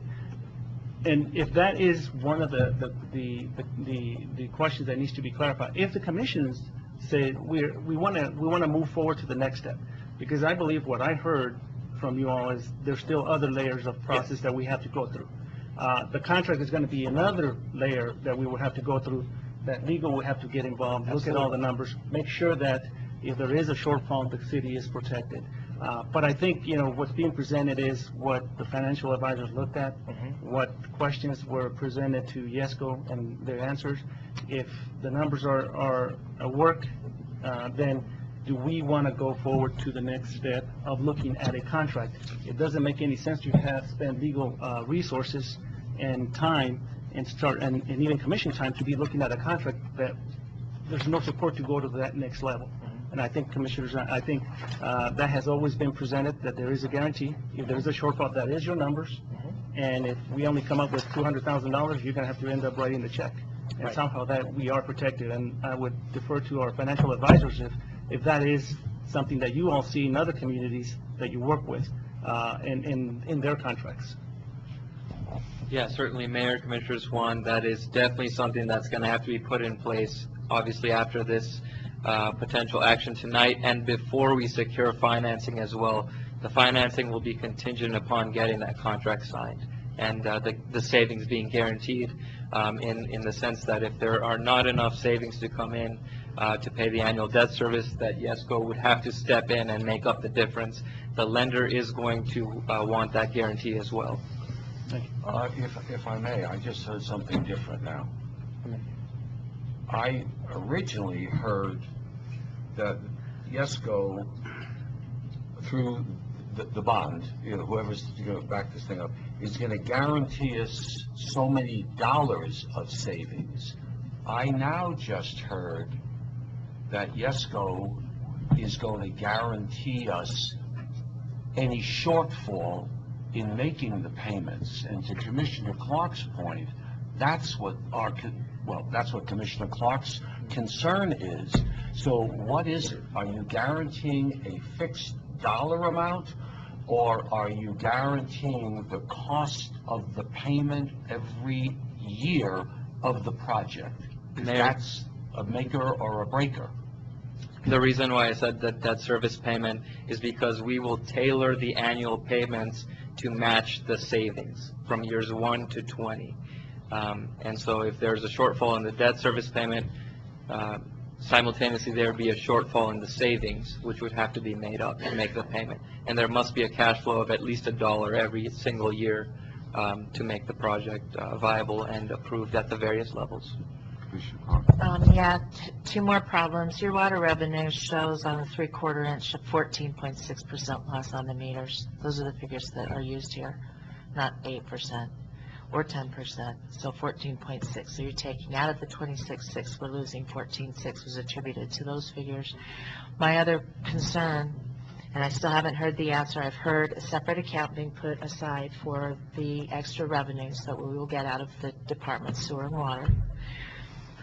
And we're going to have $46,000 from 2 different departments that are necessary to make your figures work if they're doable figures at 14.6 loss at 97% of our meters. Do they write a check for $46,000 out of their departments and put them into this separate fund to prove that we're going to have the $292,000 to make the $288,000 payment the first year? And how are you going to take that $46,000 out of your department, though, and put it into that account? Or how are you going to be tracking that and make sure that he has $46,000 worth of savings in his department? Are you going to guarantee that too? Or is that a way to get out of that additional monies that you're going to have to maybe put in to make our payment because something happened in our department that they maybe have not had control over or something like that, and they didn't make the $46,000 savings? So you can use that as an out by saying they didn't do their part and we had no control over that. The only thing we had control over was the accuracy of the meters. I don't want any pressure being put on these people to make sure that they have a $46,000 savings in their department. So what we looked at was the total cost of maintenance that both departments are experiencing. And we looked at what the statute allows for measurements, let's say for maintenance and operations savings. So we looked at it because the electric department is not funding any of this, and the water department savings are. But they still have benefits from the maintenance standpoint. It is a capital contribution to the project from the city to the project. There's no doubt about that. That's how this works. If they don't get the maintenance and operations savings in their department, and because they're getting all new equipment, there will be a maintenance savings to them based upon the numbers that they gave us. So it is a capital contribution. We're not guaranteeing that $45,000 in the project. That is a capital contribution that the city makes based upon what the statute allows in a savings of measurement, of maintenance and operations. But will that affect this insurance policy that's going to cover the shortage? Well, yes, because it's part of it. So if we don't put in the $92,000, then we're in default of our part of it. Yes. So basically, it's a shared risk. Well, it's not 100% risk well, on your side. Well, the thing about it is, if you wanted to do it all without any operations or savings in there, in some cases, the state allows you to go 50%, and we were very as conservative as we can be, and so we looked at about a 15% split between the two departments, of 15% of what their current maintenance and operation budget is right now. and they agreed to that as well in the process that we've been through in studying each department. So Scott, we're going to come up with $92,000 capital, and we're going to come up with $79,000 the first year in annual maintenance fees. To me, that's a cost to our city. Well, you have all new equipment where That's a you'll be, cost well, to our city. but you'll be saving from, you won't have the high maintenance costs that you had previously. So that's the capture that the MNRD allows to do under statute. So in other words, if your maintenance savings is going to be 40%, which it probably will be because you have all new equipment, remember you're not buying new meters, you're not sending people out to check new meters, so there's a lot of maintenance savings that's out there. We're just capturing 15% of what the current maintenance budget is, so that the additional amount would still be gravy to the city, would be additional upside. But yes, is it a cost? Absolutely. For the first year, though, we wouldn't be paying that out of pocket. No. The first year, we would not be paying it. Correct. The equipment would be installed, and we would start realizing savings, and then from those savings, we readjust our budgets, and then Manager Fuentes would issue less budget to that department based on the savings that we've achieved after that first year. Is that correct?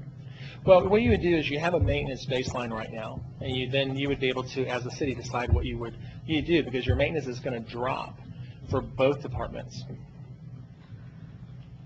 So what we're doing is taking 15% of current baseline, just because we have those numbers. We have what it's costing to run a truck, what it's costing to put in new meters, what it's costing to do some of the line work that you're doing. So we looked at it as, to be fair, because both departments are going to be benefiting from the project, and the electric revenue is not counted in this process. So I really do want to emphasize the electric revenue uptick is not emphasized or guaranteed and or used to fund the project. It's all upside to you. That's 5,500 meters. That's a lot of meters. Any further questions? I do have one, Scott. Okay.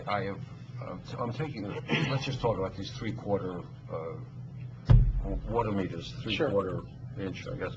Labor is what it is. Material, $301.23. I'm assuming that's per meter.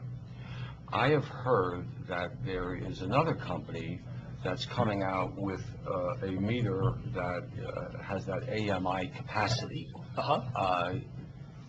That is a different company, but there's around $200, and that is supposed to happen in 2018. Are you, number one, aware of this company? Have you worked with it? I forget the name, begins with a K? Yeah, Chemstrap. Thank you. And if that is true, and if we could save $100 a meter on 33,294 meters, just on the three-quarter inch meter alone, why aren't we talking about working this project, I'm going to go on the record, approving this project, but waiting so we can capture that found revenue, and I think that would make maybe Commissioner Clark sleep a little bit better at nighttime. And that's a great question, and I would say that technologies are changing all the time. So what we did is we looked at a meter itself, and then we looked at the electric meters, and then the reading side of it. Okay, so that's this new, the Chemstrap's inside AMI that they'll be introducing here. First off, it's been tested in Europe, and they've done okay with it. But we're using Itron to read a Chemstrap meter and Itron to read your electric meter. Itron's the most robust reading system in the country, used by hundreds and thousands of utilities. They have incredible support. So the ERT, which reads the water meter, and the ERT that reads the electric meter, that's what's going to help you save money on billing, because now it's going to be one billing system. So the problem is that if you would do the AMI with Chemstrap, you'd have to do a separate AMI with the electric meters, because it won't read the electric meters. And so the reason we're using the Itron system is it's a mesh-based system. So in reality, after it's called OpenWay Reba, now we could use what Las Cruces is using, which is called Choice Connect, but they're just reading gas and water. Electric is a totally different animal. So OpenWay Reba allows you to read the electric meter and water meter with the same reading system, but let's say the water meter goes down, the electric meter will tell you, oops, hey, water meter's not talking. The whole system talks. So is it more expensive? Yes. But the problem is the other AMI will not achieve being able to mesh the two billing systems together. That you would have two separate billing systems in that, and we're already trying to, push this all together onto Tyler, and so that you have one billing system. So the integration side of that would be my answer to that. Would it work as a singular water system? Certainly. Absolutely. Then you have a singular electric system, but then we're going to have two different technologies reading two different ways. Jay, I have a legal question. If the commission were to vote, and the big word here is if the commission were to vote, to move forward to the next step in this process, does that, number one, by that vote, does that theoretically obligate the city to a contract, number one? And number two, can we then get to the next step, take a vote on that next step if we're pleased, get to the next step, et cetera? Can we do it, phase it in? But I don't want our staff and YESCO and Baum to spend time, energy, and they see no movement one way or another. So I just want to know, if we authorize staff to go to the next step, how does that obligate the city one way or another? I think your vote can say that. I think your vote can say, yes, we're going forward with the next step, or making it clear that this does not obligate us to sign a contract later on. That was actually the point I wanted to raise a little while ago, because my question is that I'm hearing about a contract that was on the front of us, so I really didn't know what action the commission was going to take anyway. So that's what I was going to ask earlier. But yeah, to answer your question, you would not be obligated as long as the motion you're making makes that clear that you're, by taking this action, you're not obligating yourself to approve a contract at once, particularly when we have these in the contract. And also, this would give some commissioners who have expressed an interest in taking a look at the engineering studies that have been performed by these three independent companies, which we have not seen. At least I haven't seen it. I can't speak for anybody else, but I've never seen that. So that would, thank you. I'll tell you, my curiosity is, I'm listening to the discussion on the numbers. Does the contract address the concerns that have been raised? Absolutely. Okay. Absolutely, it does.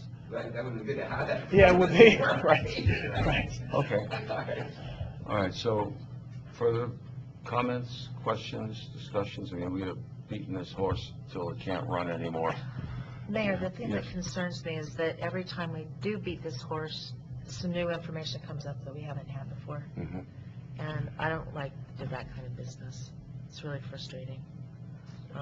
If we could look at the engineering report and look at the contract, the things that we're really putting our name to, I didn't realize that, we're putting capital of $92,000 a year into this. That wasn't really clear. It was just savings, but that's the capital investment that we need to make. If we don't have the savings, we still need to make that 92 in there somehow.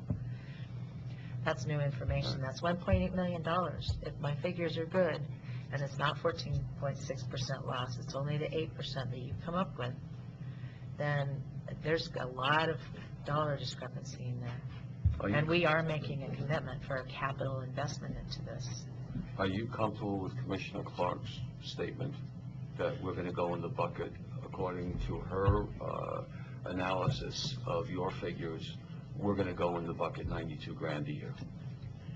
The maintenance and operations savings should more than cover that. But yes, that is a cost that the city will be contributing to the project.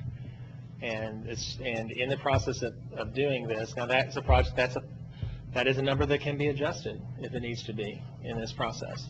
So you're saying there is some wiggle room? Absolutely. Yeah, that was just the number. We were working with both water and electric to see what their cost of maintenance was per year. And we looked at it, the savings would probably be about 40%, and we went ahead and took a 15% hit into that so that it would be able to contribute to the project. And that's allowed under the way the statute reads. So it's subjective, and if that's something that's not seen as, that you won't go in that direction, that would change the focus of the project, but we would be able to maneuver some of those dollars, maybe lower them down in some case. So. Mayor, just one more little teeny tiny detail. Scott, when the investment grade finding, you came up with year one savings of 282,477. And on the financing that was given to George Bauman Company, it was 292,481. I think that's the final one. Yeah, what's the date that you're looking at there for the financing? You That's can probably look at 'em. several months ago. So we're getting changed information all the time. Mostly in terms of cost has come down. There's been small changes. Well, and also keep in mind that the escalation rates were adjusted to align with the city's plan. Cost came down, annual fees came down. There's been quite a bit of changes, but all in the positive direction for the city. Nothing to benefit our numbers in any means. I want to make one other point because this is important, and you brought this up earlier and I skipped over it. Yes, this project is not intended to bring a great deal of wealth to the city. You said at the end of 20 years we barely fund this thing. Absolutely, you're funding, and then when you go and repair or maintain roads, is it because it makes the city rich or it brings in more money? No, I mean it's infrastructure. You're required to maintain it and keep it working. And as a utility department, you have a mission to deliver water and electric and wastewater to your constituents. The means of this project is to fund those infrastructure improvements to get you through the next 20 years without having to come up with any money up front. Now, in terms of the annual contribution from your water and electric departments, you're simply allocating a small portion of your existing budgets, because you're going to see a substantial amount of reduction in cost in your operational cost with these improvements. You're taking a smidgen of that and saying, we're going to put that aside so that we can contribute to this project annually because it helps to fund it in under that 20 years. That's your small contribution for a huge benefit overall. So I also want to say that the whole design of these projects is to guarantee the amount of money necessary to fund the improvements themselves, not 40% in excess of that, not 50% in excess of that. That analysis has layers upon layers of guarantee kind of safety factors built into it. That's all icing on the cake for the city. And I'll give you a few examples. The funding stream is only dependent on the 3/4 inch, 1 inch, and 2 inch meters. You have a lot more meters than that out there. I mean, they're in population-wise not a large number, but you have much larger meters on the commercial those are getting replaced as well. And you're going to see a revenue uptick on those, but they're not part of the funding stream. All that money goes back to the city. Our analysis is based on the lowest tier billing rate on the water side, $1.77 a kgal. You're not billing for $1.77 a kgal all year long. That rate actually, you're seeing, as your tiers go up with consumption, you're billing at much higher rates than that, and you're going to see that in terms of your revenue uptick. But the money is based on that lowest rate. I mean, that's just two of many items that have been factored into this, and that's all benefit to the city beyond the guarantee. The guarantee is simply meant to fund the project. Anything in excess of that is your benefit. I hope that kind of clarifies that. Thank you. Mr. Mayor, I have a question. It's been expressed by people of the community as well as members of our PUAB board about doing this in-house. Have we considered that? Have we gone out and looked at that? Have we gone out and put out RFPs and see what the cost-benefit analysis would be to do it in-house? That's what Commissioner Richter and I asked yesterday. And we never got it. I mean, you know, this is a project that YESCO is working on, but it seems like, can we do it less costly? Could we do it with the lease option to purchase? You know, we've got a lot of great people that are retired electricians that could possibly be hired on a contract to do it. We've got a lot of great contractors. I mean, this isn't something that will be done like YESCO can do it by the spring. This can be something that can be phased in as needed for our community. I mean, again, you know, it's being tossed around. Is there a cost savings? We're going to break even. We're not going to make any money. I mean, it's going to make the maintenance, the operation and maintenance less extensive than it is now. Everybody can use it as a computer and this and that and the other, but we really have to look at what our community wants. and what our community needs. And is this something that we need? We don't want to close YESCO out, but we want to look at a different option. I mean, and come together as a group and see what is best for our community as well as our employees of our city. Yeah, Mr. Mayor and Commissioners, and I bring up the summary sheet here in the Commission action form because this project started back in 2015. The letter of agreement was approved on October 13 of 2015 by the City Commission to move forward with a project with YESCO on this. And I think you're correct. I think there has been a lot of questions about, well, do we do it in-house? But we agreed that we were going to go through this process with YESCO to look at the feasibility of a self-funding project through the savings. Can we integrate both electric and water? Staff has not taken the time to do RFP because it would, to some extent, contradict what we're trying to be working on with YESCO. And if the Commission decides, no, we don't want to go forward with this project, and if the Commission decides to make it a high priority on our ICIP, on our project list for staff, then we can go forward with spending time, resources, and research and doing that stuff. But this has been in the works for a number of years, so it's one of those things that we don't, because the Commission haven't really given us directive. Do we go that route, or is there still some support to go forward with YESCO? And I think that's why we really haven't explored that idea. They did provide the Commission with some preliminary figures, I think, for a self-funding project for different percentage of it is in your packet because as it has been stated, we can't, unless we go out for still again a loan, we can't do it all 100% all at once. And as we have learned through the transition with Tyler, it is a process that requires some guidance, some consultation with somebody to help us through that process. Can we do it? The City of Aztec, I think our finance director, along with some of our staff that went up there, they have been working on it for over 10 years to transition their city into a full automated system. So it can be done, but it's going to be done over years, not right away, and it's going to be gradual. They are pleased with some of the savings that they've seen out there. So that's why we really haven't explored that at all, because we haven't been given the direction from the Commission. If this project is not approved and we don't go forward with YESCO, then if that is at the top of the priority from the Commission, then definitely that will be our priority as staff. Thank you. And Manager Fuentes, just to follow up on Mayor Pro Tem's point, again, not being technology-minded, but am I correct then, if we did it in-house, we obviously would keep the money local, which is always good, but that staff cannot do it. I'm just going to make an assumption, okay? Staff can't do it as quickly as Year Out can do it. So phased over 10 years of, like, let's just say Aztec as our model. I don't know how big a community they are, but let's just say they're our model. 10 years, you'd have old meters on one type of a system. You would have new meters running on another type of a system. Would you then have to run two different billing? I mean, how does that, can you tell us how that would work, that technology? If we have old meters being replaced by new meters, but we still have old meters in the system and new meters and old meters, so we're running two different accounting systems, is that correct?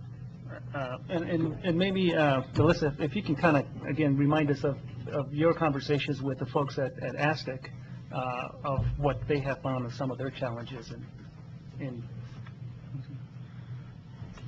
Good morning, Mayor, Commissioners, Mayor Pro Tem.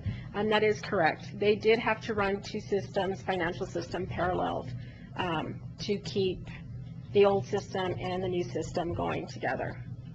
So, and then we would also have to look at making sure that they talk to each other, because we also do our billing in-house.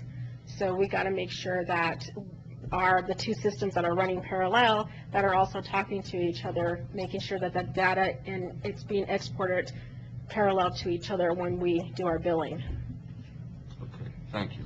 And if I may add to that, Mayor, and I think that's one of the challenges when you're dealing with something like this complicated, because we do have an electric system and a water system that, you know, we have to integrate. And this is all technology, and that's why it makes it a real challenge. As Melissa pointed out, I mean, right now we have 4 different billing cycles, and that would have to be factored in, how that all plays out, and how we can coordinate all of that. And but again, you know, one of the benefits that ASTIC, I believe you presented to the commission, was, you know, how it has improved their efficiency in their operations, and also out in the field as well, where they can focus more on customer service as opposed to going around, you know, reading meters. And I think that's why some of the communities are going this route. So we're not breaking new ground here. Communities, large and small, are taking advantage of this tool to be able to upgrade and become more efficient, because we do find challenges that sometimes either retaining qualified employees, and I hear this all the time from community members out there, is my meter has 2 feet of dirt, and I don't understand how they could read the meter. Well, you know, sometimes, you know, it may be true, sometimes it's not, but having automated meter reading, there's always accuracy there. Thank you.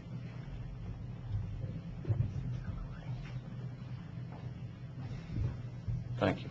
Any further questions from the commission? Seeing none, I will entertain a motion.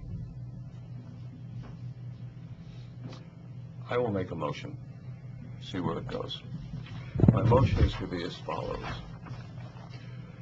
to authorize staff to move to the next step, to looking at a contract, the engineering reports, any additional information that you have heard us talk about that is not in our possession.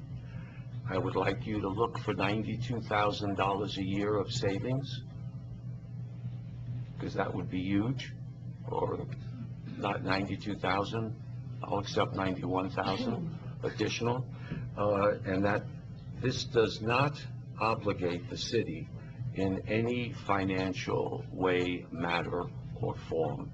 It is just a movement in a process. That is my motion. Is there a second? Second, Mayor. I have a second by by Commissioner Heschler. Any further discussion or comments? Mayor, Commissioner Clark. you asked that staff would look at this. Is it possible that we could have this also?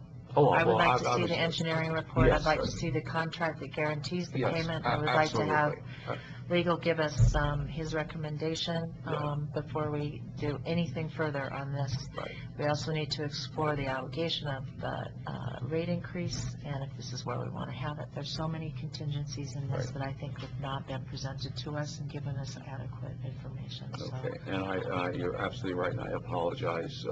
I will amend my motion for not only all the information that will be presented to staff and legal, but also that same information will be presented to the commission. And I apologize for that oversight. Commissioner Heschel, would you second that amended motion? I will. Okay, so I have a amended motion and a second. Is there any further discussion? Hearing none, all those in favor, please signify by saying aye. Aye. Opposed? Nay. Commissioner Clark, I didn't hear a vote. I'm gonna aye, because we're not approving this project. Right. And I'd like to see you prove me wrong. I think he accepts the challenge. Okay, we have a motion. We have had 2.5 years of discussion, and it's still not finalized, but on a vote of 3-2, we will be moving this process on. I cannot thank staff enough, the PUAB board, for doing due diligence and in their heart of hearts recommending to us what they felt was right, and that's what public utility advisory boards are supposed to do. Mayor, excuse me. Yeah. My understanding when I said A on this is just for more information. Absolutely. Not moving forward. It's just more information. There is no forward movement as far as I'm concerned. It's a lateral movement. Yeah, it's a step to looking at.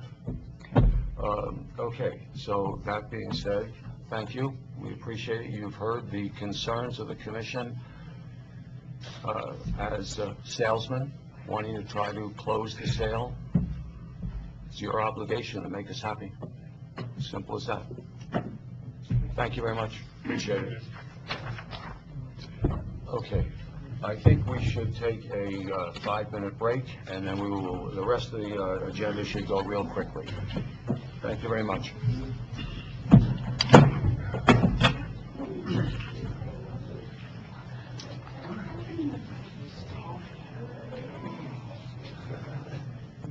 The next item is a presentation of mid-year review grants/projects by Manager Fuentes. Thank you, Mr. Mayor, Commissioners, and I'll just go through in light of the time. I'll be brief, and if there's any question, Tracy will assist in the presentation.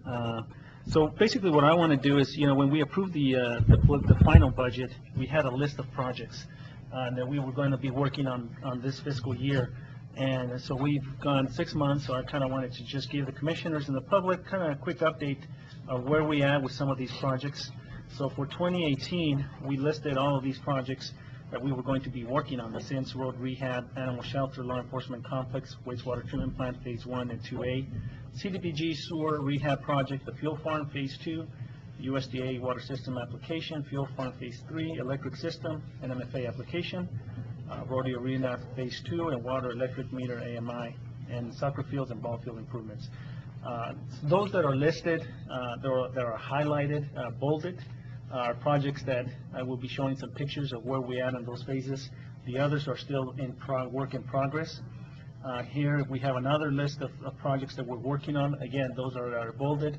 Our projects and appropriations from the state that staff has been working on and spending all the funds. As you can see there, Local Government Road Fund, Broadway Sidewalk Project, the Veterans Wall, the radar, New School Road radar, USDA equipment, and Foch Water Harvesting Project.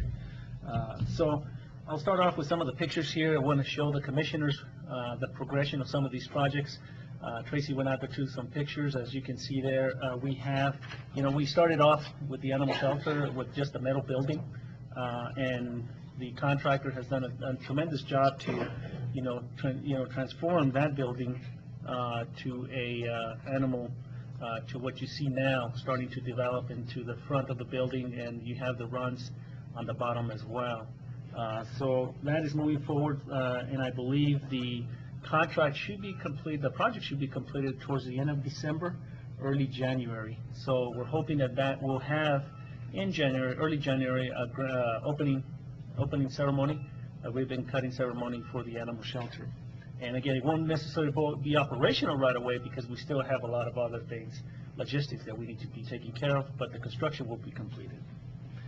So here we have, of course, just the preliminary design of the public safety building, which we'll be discussing a little bit more later on the agenda, but at least we have some conceptual design of what it will be.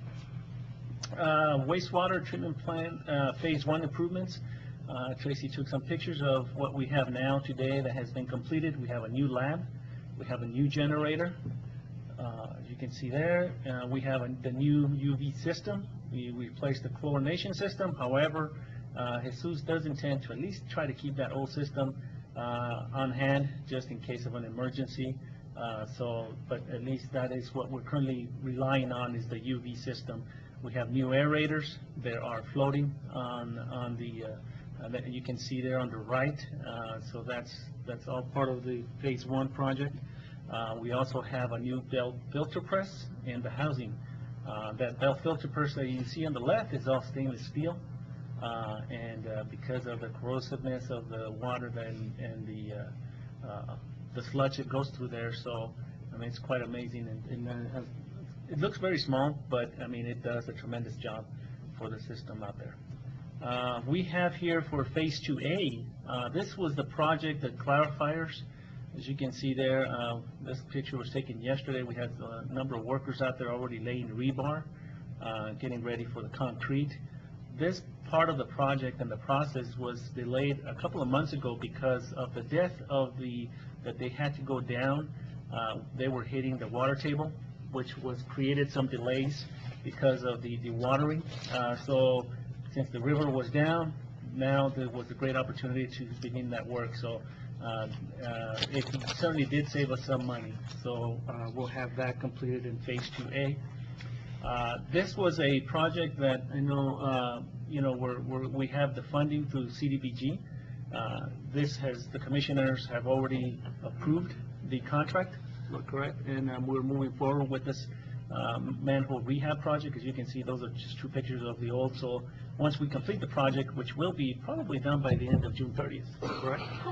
So we'll have new pictures and compare the old from the new. So we're really excited because this is much needed for some of our main critical sewer lines that go to the system.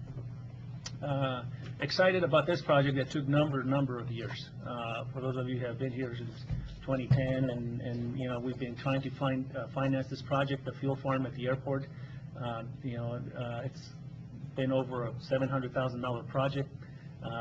Compared to the old system, this is state-of-the-art, modern, meets all requirements. The state Petroleum Bureau is happy now that we don't have an aging system that doesn't meet safety standards, so we're really excited that this finally is going to be completed. They are going to demo the old system, and they're going to be installing the self-fueling system, so we're really excited that this project is finally completed.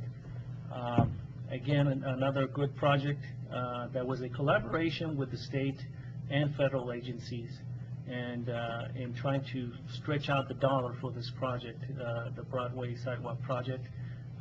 A lot of people have been complimenting the fact that now they're able to go all the way from Williamsburg all the way to the city, to the downtown, and not necessarily be using the street to walk. And so this has been a great community project. The Veterans Wall.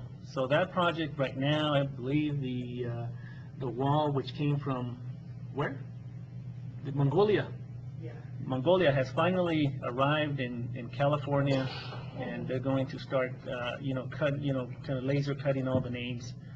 So we're keeping Maggie Allen and the Veterans Trust Board updated on the progress of this project, but we do foresee this to also be done probably by June 30th too. Again, of course, as you all remember, the USDA equipment that we've been receiving through their purchase, the new electric reel trailer. We're a few weeks out. Okay, so we're a few weeks out on that. So that's always exciting that we're kind of receiving new equipment, which is quite pricey if we were just to get it ourselves. The local government road fund project, Kruger Street, as you can see there, they already laid out the curb and gutter. They're going to be installing the sidewalk and as well as some of the road. So that's always exciting as well. Since they already got done with the sidewalk project, they're focusing on this project. And of course, the installation of the radars. I mean, it wasn't too long ago that the idea, was thrown out there is why not let's just do it ourselves and install those lights. It took us a while to coordinate with DOT, and just a disclaimer, that's not the speed that I was driving when I took that picture, okay? So it was somebody else. Has that helped any? What's that? Has that helped any with the traffic and the accidents and everything? Chief? I would say that the reduction in crashes in Smith Road and Day has useful road as well as decreased since that's been updated. No, I see it every day, and I slow down. Yeah, and I think if nothing else, I found myself, even when I go travel in other communities, and when I see something like that and it's tracking my speed, you become more aware, and you tend to slow down. And so I think hopefully, like you said, Chief, we are seeing a little, some, I guess, improvement there in safety-wise by having these installed. So obviously, this is a great project that was installed. And of course, the swimming pool, it's being replastered. So as you can see there still have some work to be done. But we're happy that this project is on its way. We certainly will keep Christy from the Swimming Pool Environment Department up to speed on this project. So make sure that once it's completed, then we can go ahead and get the recertification. But as you can see there, they're doing quite a bit of work. So we're happy that that's finally being done. Can we buy a new top for it? What's that? Can we buy a different top for it? What kind of top? Just an inflatable Oh, one. Kathy. I think the opposite, Commissioner Clark, is permanent. It's been, and of course, the Foch Main, but I'd like to kind of pass that on to Commissioner Franco, if you want to talk about that project. Sure, real quickly. So the exciting part about this project for me is that we're using existing resources that the city has already invested in the past that weren't being utilized for these drainage ponds along Foch Street. There was no way to get water actually into them once we did the last infrastructure change, which put in some nice curbs and gutters, but it prohibited the water from flowing into these areas. This park that we're looking at right here on the corner has an irrigation system in it, and it's being watered by the city at this point in time. Using this cut that's going on this week, Dan Clothier is out there with Don and the streets crew, not only completing the project, but doing training sessions. So for all future projects, when they're going to be addressing curbs and water, they have the ability to go in and do these cuts, and they have a new skill that they didn't have before. And it's not just a matter of making the cut, but you really need to put the cut at a certain angle, which is the same way that the water is going to flow. So this park at the corner, for example, is going to benefit in two ways. It's going to reduce the water in the downtown Foch corridor, and we'll be able to water this park for free, retaining the water, cleaning the water before it re-enters the Rio Grande water system. Really excited to see this project get its boots on the ground and get some mud on it. Van Clothier came to town way back in 2012, 2013, presented a water harvesting report. That report that went and sat on the shelf until this new commission actively started looking at the drainage downtown, and Mayor tasked me with this project. So I'm really happy to report that by the end of the week, we will have the drainage ponds along Foch Street up and running, and the next time we have a major water system move through, they should fill up and retain. There should be significantly less water in the downtown area because of the project. And this whole project came in well within the small budget that we were given for it. So thank you there, and look forward to some media coverage in the paper. We should be seeing some final cuts and hopefully a nice picture of Van Clothier and the team who worked together on this. So thank you to the Streets Department, Don Armido. Thank you to Juan Fuentes working with us, and Van Clothier for coming to town. He is a world-class water harvester. Before he was here, he was working on a big project in Sedona. So we're in with some great towns in the Southwest who have chosen to utilize this guy's service, and it's a real feather in his cap and in ours that we got to use him. Fantastic. Thank you. Thank you. And again, these are just some of the other projects that we're working on. Again, you see already the ones that were bolded. The bus route pilot project that we work with the county, as well as the other entities that I believe was kind of brought in some more people from the park when doing the holiday at the state parks into our downtown. So that was successful. Hopefully we can kind of do it again this next year. Of course, as you mentioned, we mentioned the administrative vehicles replacement. So we have, I think from the list of projects, we're making some good progress with some of those that have been, we're working on. Some of the things that are not listed here because they're not necessarily projects, are more internal, but I do want to recognize the work that Melissa and her staff are doing with regards to the finances and the audit, because one of our meetings we were presented with a list of communities who are at risk, and I'm glad to report that the city is not one of them. So we've made significant improvements there. So we are making not just on projects, but also internal improvements. As we go through the end of the fiscal year, we'll kind of do another recap presentation of all of these projects, along with some of the other internal things that we're working on. Of course, the ICIP, as you can see there, there's still those listed projects. We do have a presentation before the legislative members coming up in on December 20th. You all have been emailed that notice in case if there is attendance by the commission. So these are some of the projects that we'll be presenting to them, and we'll also be giving them an update of those projects that we've been working on so that they know what we've been doing, that it's not just asking them for assistance in a handout. We are taking the lead in some of our own projects, but we do need help, especially on the infrastructure side. So that's pretty much just a quick recap, Mr. Mayor, Commissioners, and we'll talk a little bit more on the law enforcement project later. Thank you. Thank you. I think it's a great, I appreciate you doing that. I think it's a great idea to keep the citizens informed of what we're doing, what we've accomplished. And I personally just want to jump off the agenda here for 30 seconds with the forbearance of my fellow commissioners. I want to thank Chuck from the Sentinel and Tony from the Herald, because traditionally our city commissions are not well attended by the public unless they have a game, a dog in a specific fight. And our citizens really only get to know what we are doing, what we are accomplishing, and what is the vision and the movement moving forward through the newspapers and the radio station that the Sentinel owns.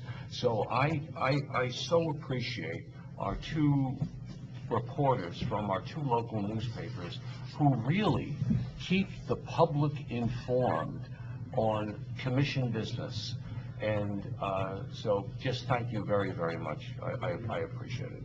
The next item is consent calendar, which consists of number 1, City Commission regular minutes of November 15, 2017, Airport Advisory Board minutes July 11, 2017, Public Arts Advisory Board minutes of October 16, 2017, Accounts Payable November 2017, and the last item is notice of designating polling places, appointment of precinct board members, and notice of precinct board training for the January 23rd,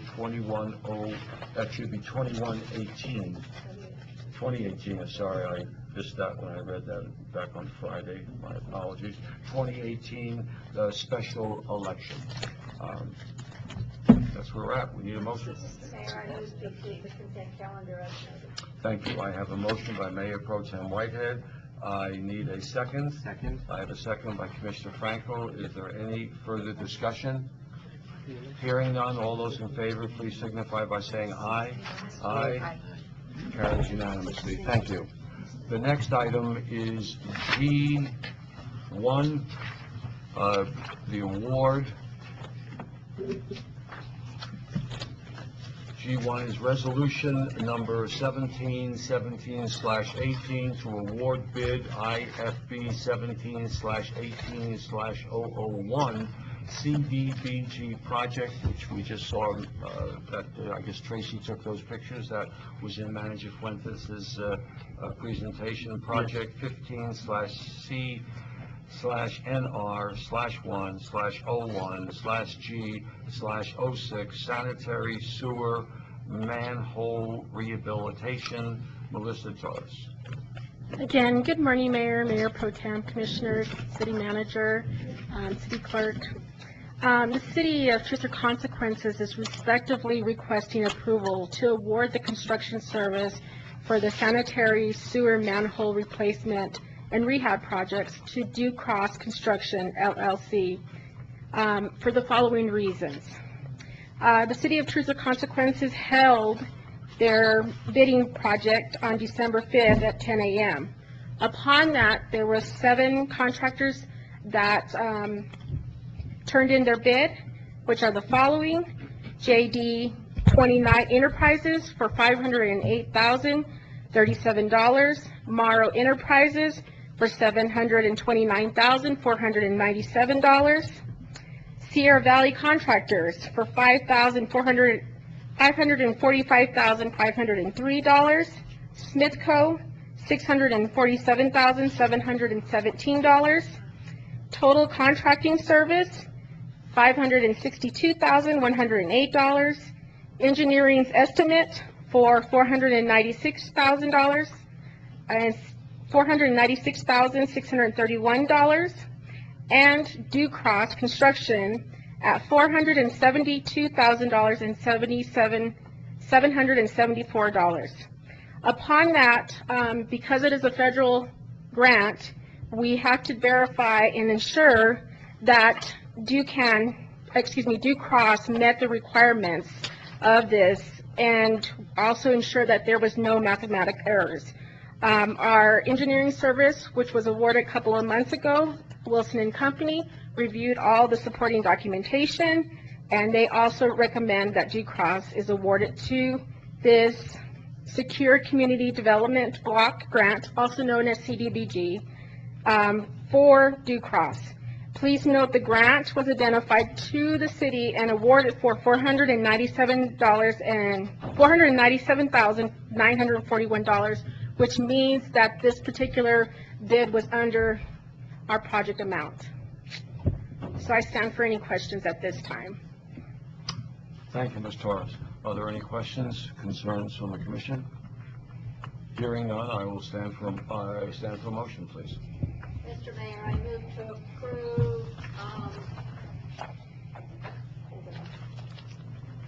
I move to approve resolution number 171718 to award bid IFB 1718-001 CDBG project 15C NR1 01G06 sanitary sewer manhole rehabilitation in the amount of $472,774.86, including GRT to Ducross Construction LLC, as noted and presented by Melissa Torres, our finance director. Excellent. I have a motion by Mayor Pro Tem. I need a second. Second. I have a second by Commissioner Heschler. Is there any further discussion? Hearing none, Madam Clerk, can we have a roll call, please? Honorable Steve Green? Yes. Honorable Sandra Whitehead? Yes. Honorable Ralph Hitchler? Yes. Honorable Kathy Clark? Yes. Honorable Joshua Frankel? Yes. Thank you. It carries unanimously, and thank you. Thank you. G2, discussion action, resolution number 1817/18, approving a short-term residential rental application fee, and our presenters will be our city clerk treasurer, Renee Canton, and from the legal side, Jay Rubin. Thank you, Mr. Mayor, Commissioners, City Manager. You have before you resolution number 18, approving the short-term rental application fees. The ordinance was adopted by adding a new section entitled the short-term residential rentals. Section 7-401E5 required application fees to be determined by resolution. The short-term rentals will be required to have a business registration, pay lodger's tax, a convention center tax, and gross receipts tax. So therefore, we feel it's in the best interest of the city and the business to just charge $25 for the short-term residential rental fee. I want to give a special thanks to our building inspector, Robbie Travis, and our planner GIS tech, Susanna Diller, who were able to do some investigative research, and we finally do have all of the addresses for the properties for Airbnb, and I'll be working on with them on also getting vacation rentals by owner, which is VRBO. So upon the approval of this resolution, we'll all be working together to get letters sent out to all of those properties and notify them of all the new requirements with the applications that are necessary to sign them up, and setting up our files to ensure proper oversight. With that, I stand for any questions you may have. Thank you. Are there any questions? Or any addition? Or any additions? One thing I have to recommend, I'm on the draft resolution, I had section 7-41E5, I really did it for Say that again. It was 7-401E5, whereas section 7. Oh, okay, got it, should be okay. 4 instead of 5. There was actually, Okay. there was actually been a previous section built in when we passed the ordinance, so it's moved up to 4. Okay. So, I have a legal question. Yeah. Are we required to notify Chief Tooley? Because I'm assuming that now you're running a business out of your house, or your house is a business, and obviously it must meet TRC's fire code. So how does the fire department get knowledge of these new businesses that are unique? It's not like someone's setting up a gas station or something like that. How does that happen? I can answer that, Oh, great. Mr. Mayor. We've already been in contact with him, and I kind of discussed it with him in the beginning. So we'll include him absolutely in the process, because part of it has to do with any fire inspection that he may have to do. Got it. Terrific. Excellent. Thank you for your work on all parts and all parties. Appreciate it. Any further concerns, questions? Commissioner Heschler? Yes, sir. Is this an annual fee or just a one-time fee?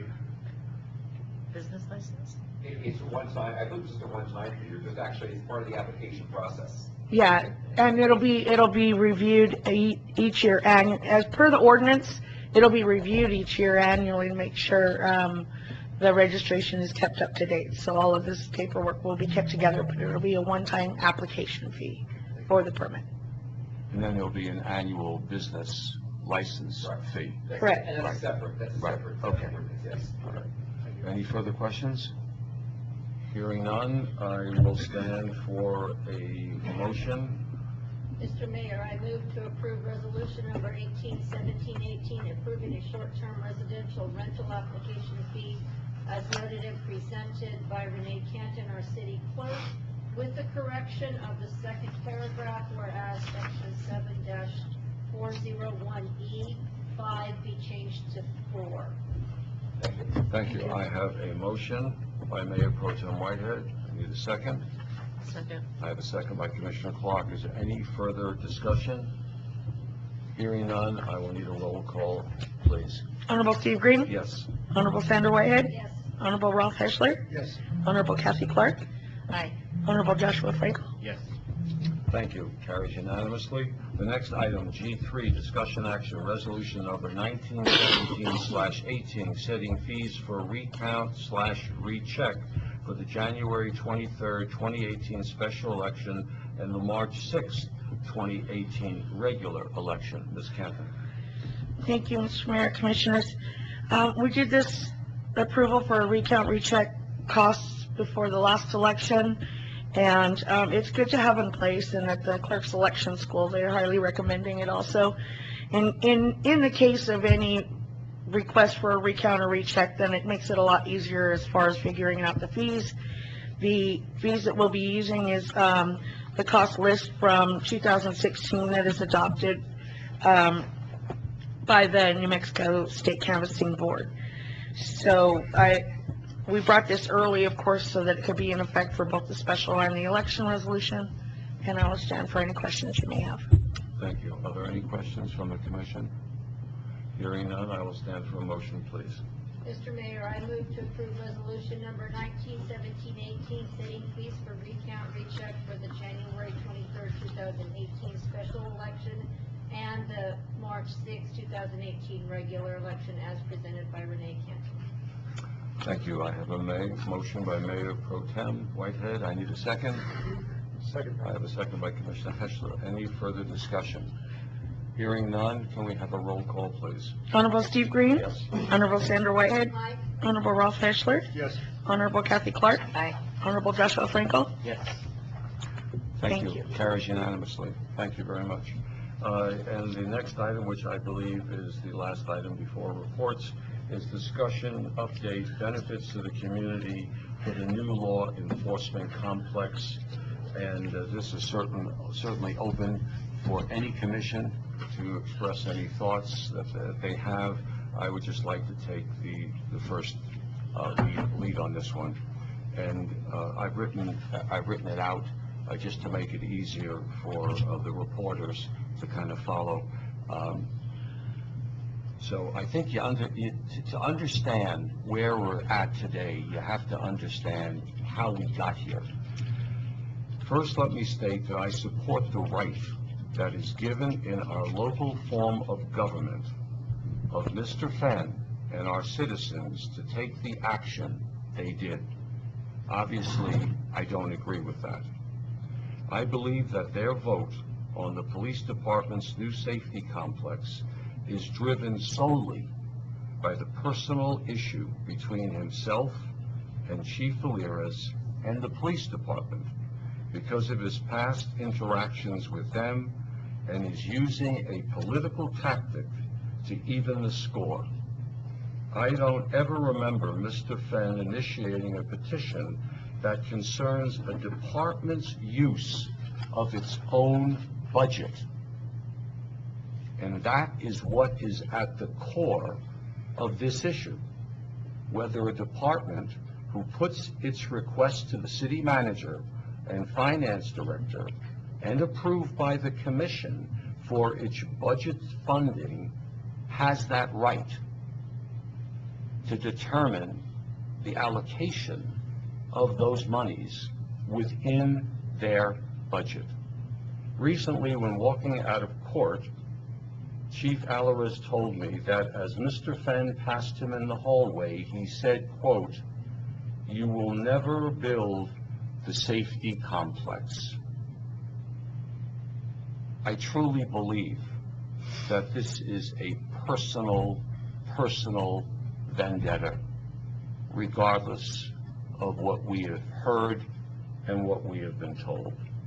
The police department en masse has been here showing their support of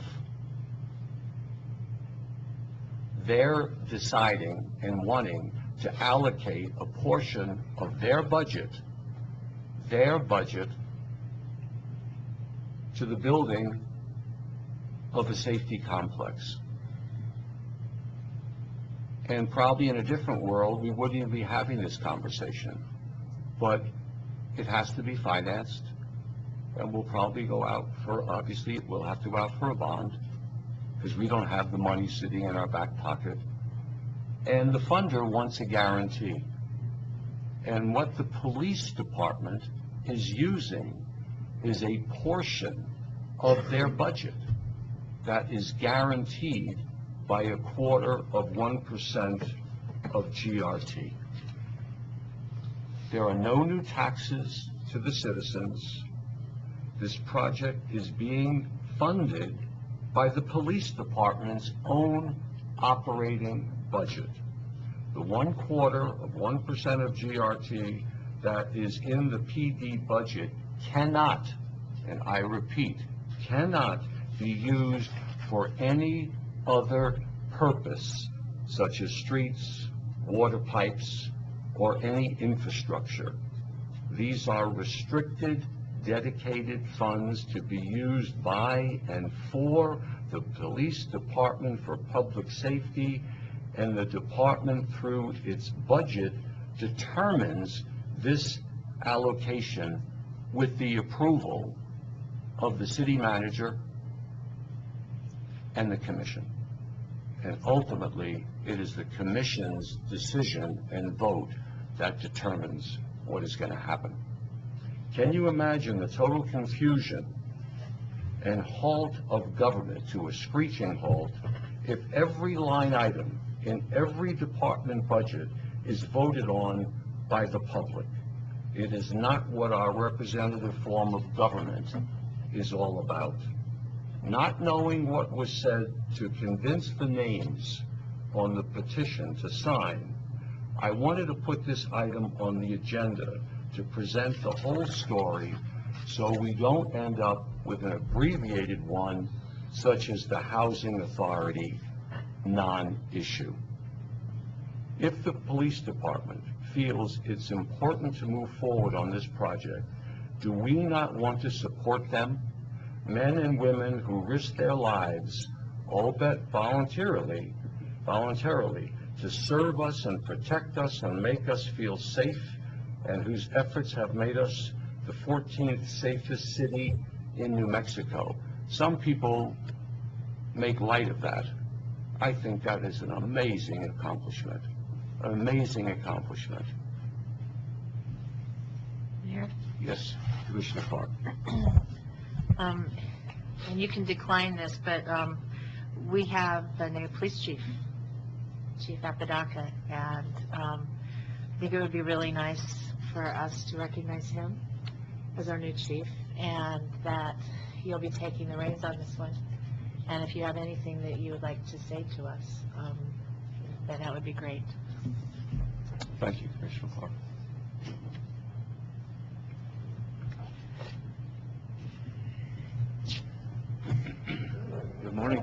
Commissioners, Mayor Pro Tem, City Manager. I inherited a mountain full of work, the animal shelter project, and in particular the new law enforcement complex. I just want the commission and the public to know that I have been from the start 100% behind this. I had a department meeting this past Monday, and my department, I queried my department, and they are also 100% behind this project. So we just need to hopefully get past this election and continue to move forward. Thank you, Chief. You're welcome. Thank you, and we wish you well. And continued thanks to your team. Manager Fuentes, do you have anything you'd like to add? Yeah, Mr. Mayor, and I'll be very, very brief.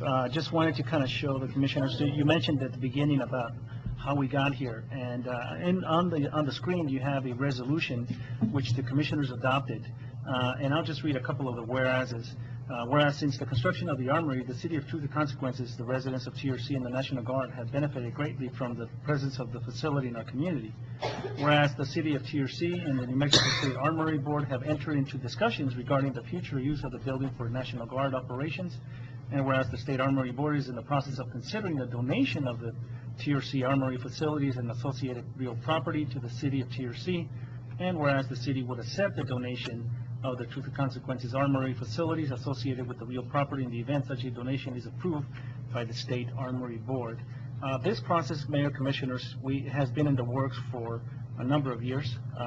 It has been reported by both papers, and I think the intent of the resolution was, of course, as stated in the now therefore, that if that the City Commission of the City of Truth and Consequences represent and warrant our authority to receive the donation of the State Armory Board property, hereby authorize, receive, and willingly accept our armory facilities and associated real property owned by the board located at 1101 North Cedar Street, described as a warranty deed attached, and we received all the legal documentation for that.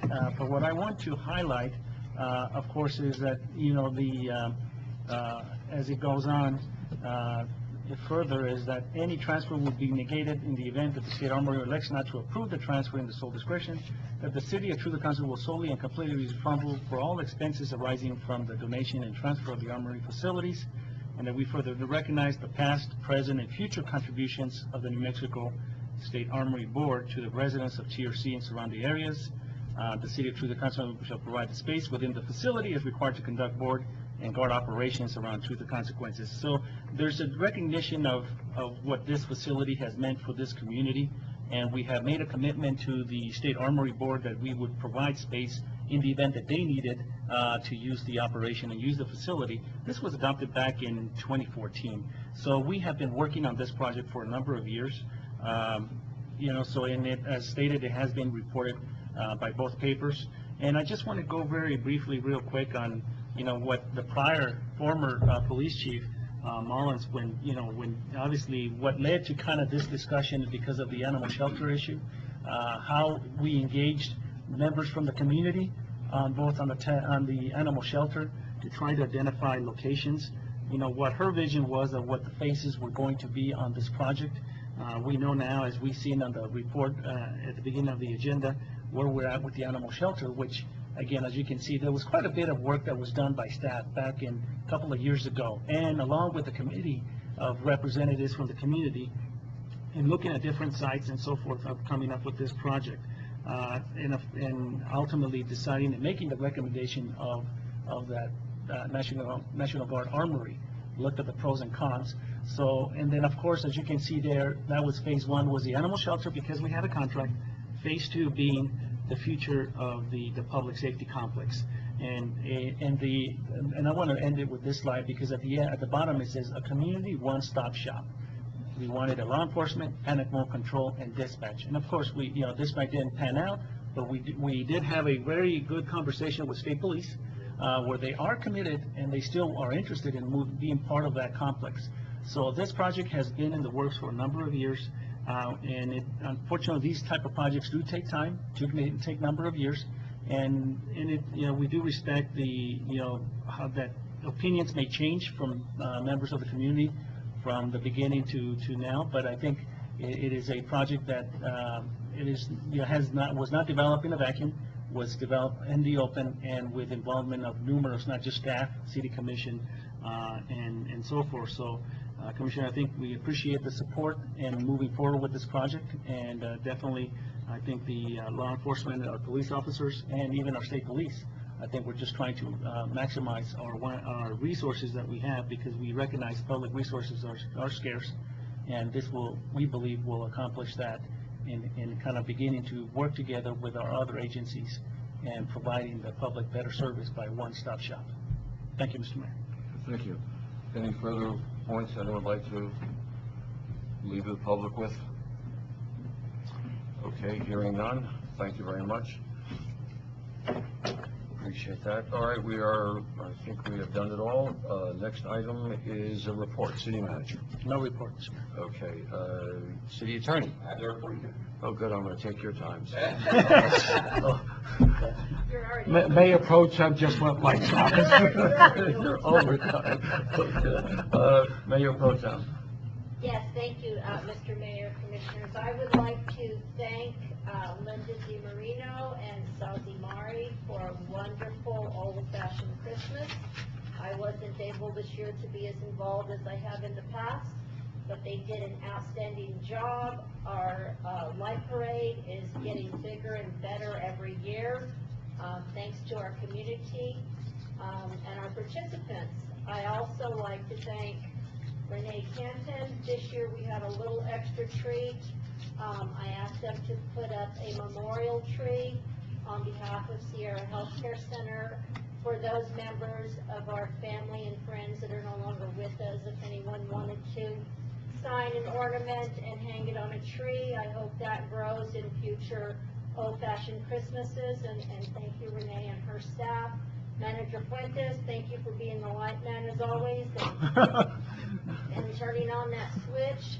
The rest of my fellow commissioners, Commissioner Frankel, thank you for your beautiful choir and music.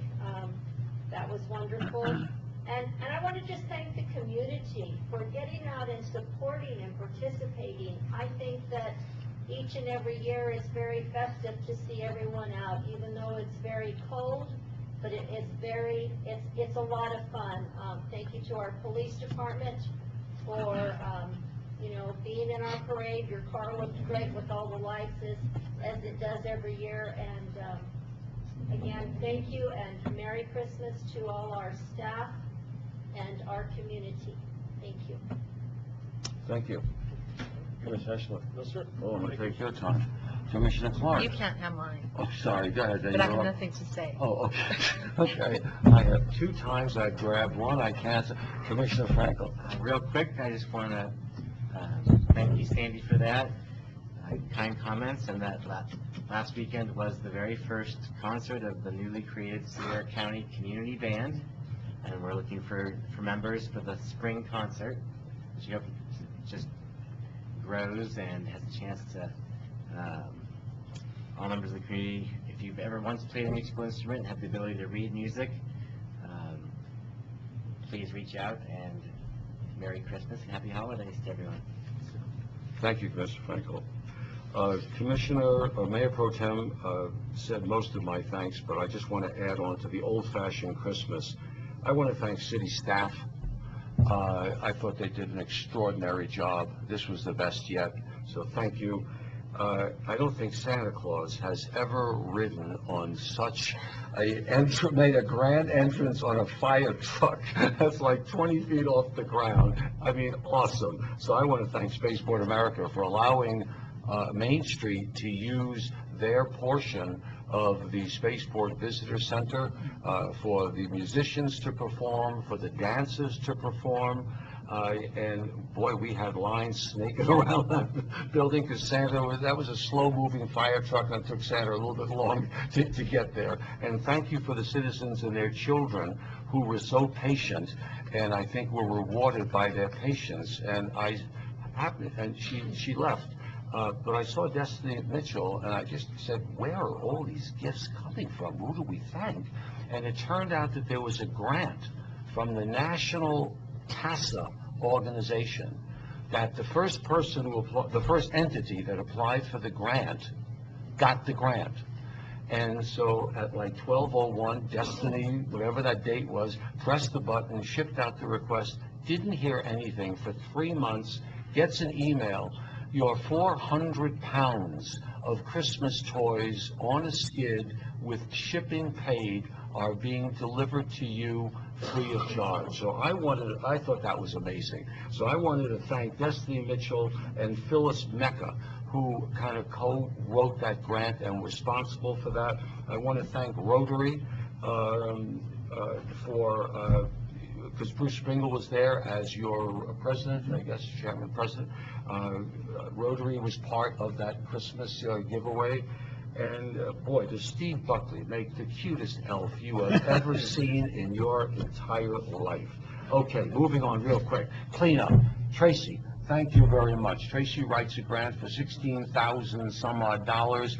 Part of it's going to go into the art park, the lion's share, and I think requirement is that some of the money be used to employ labor and students in this particular case. So Tracy made arrangements with the football team.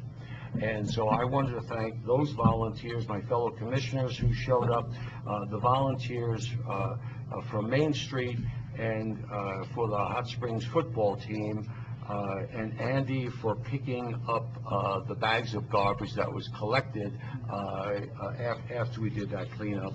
And that, of course, was right leading into old-fashioned Christmas. 2 more things real quick. I sent my fellow commissioners this. I think this is an online newsletter only in your state. 12 small towns in New Mexico that offer nothing but peace and quiet. Williamsburg, Sierra County, number 9. But listen to the first line. Sleepy Williamsburg, population 449, is perfect if you want to enjoy the hot springs in nearby Truth or Consequences, and then hole up in a motel room and pretend the world doesn't exist. So, I mean, everyone is beginning to recognize what we know, our DNA, are the hot springs. You know, no fall short for the sheriff's posse and the rodeos and the dog things that come to the event, but what is constant with us all the time is those geothermal waters, and we've got to make sure we protect them at every turn of the way. And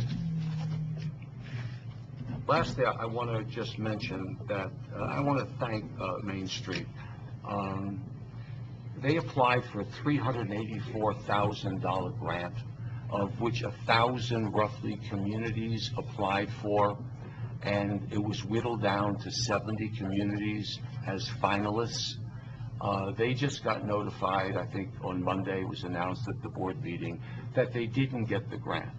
But you know, if you don't pick up the bat and swing it at the ball, you're never going to get the grant. So I want to thank them. I knew it took a lot of time, a lot of effort, a lot of community involvement to attempt to do something that would help our community. And my words to them are, don't be discouraged. Keep on writing those grants, because eventually we will get more money coming in, scarce as that be. And last but not least, I would like to wish my fellow commissioners, Manager Fuentes and staff, and the citizens of Truth or Consequences that we serve a Merry Christmas, a Happy Hanukkah, Happy Kwanzaa, Happy Holidays, and a healthy and very, very happy New Year to one and all. Do we need to go into executive session? It looks like we do, so I will need a motion to take us there, please.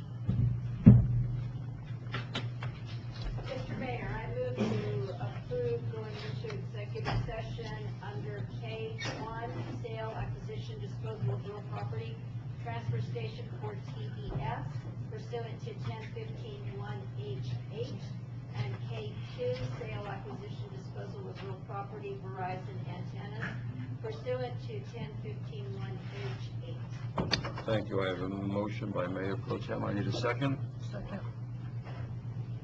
Second. I'm sorry, I didn't hear that. Seconded by Commissioner Clark. Any discussion? Hearing none, can we have a roll call, please? Honorable Steve Grady? Yes. Honorable Sandra Whitehead?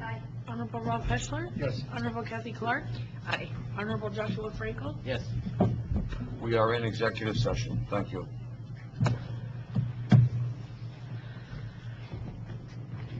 Executive session, and I will need a stipulation, please. Mr. Mayor, I stipulate that only matters pertaining to one, sale, acquisition, disposal of real property, transfer station for TDS pursuant to 10-15-1H8, and sale, acquisition, disposal of real property, Verizon antennas pursuant to 10-15-1H8 were discussed and no action was taken. Thank you, Mayor Pro Tem. Does anyone want to make a motion? We agreed. I'd like to make a motion to authorize staff to negotiate with TDS to locate their transformer on the city lot located just south of the Pacific Grill, and to bring that information to the commission for action. Okay. I have a motion. I need a second. Second. I have a second by Mayor Pro Tem. Any further discussion? All those in favor, please signify by saying aye. Aye. Opposed? Carries unanimously. We have another item that was presented to us in executive session. Does anyone want to make a motion Mayor on Green. that item, please?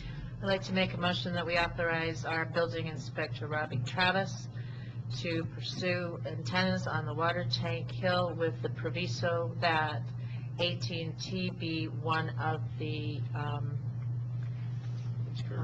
carriers, and that antenna would service the entire city, and authorize the building inspector to bring back that information to us.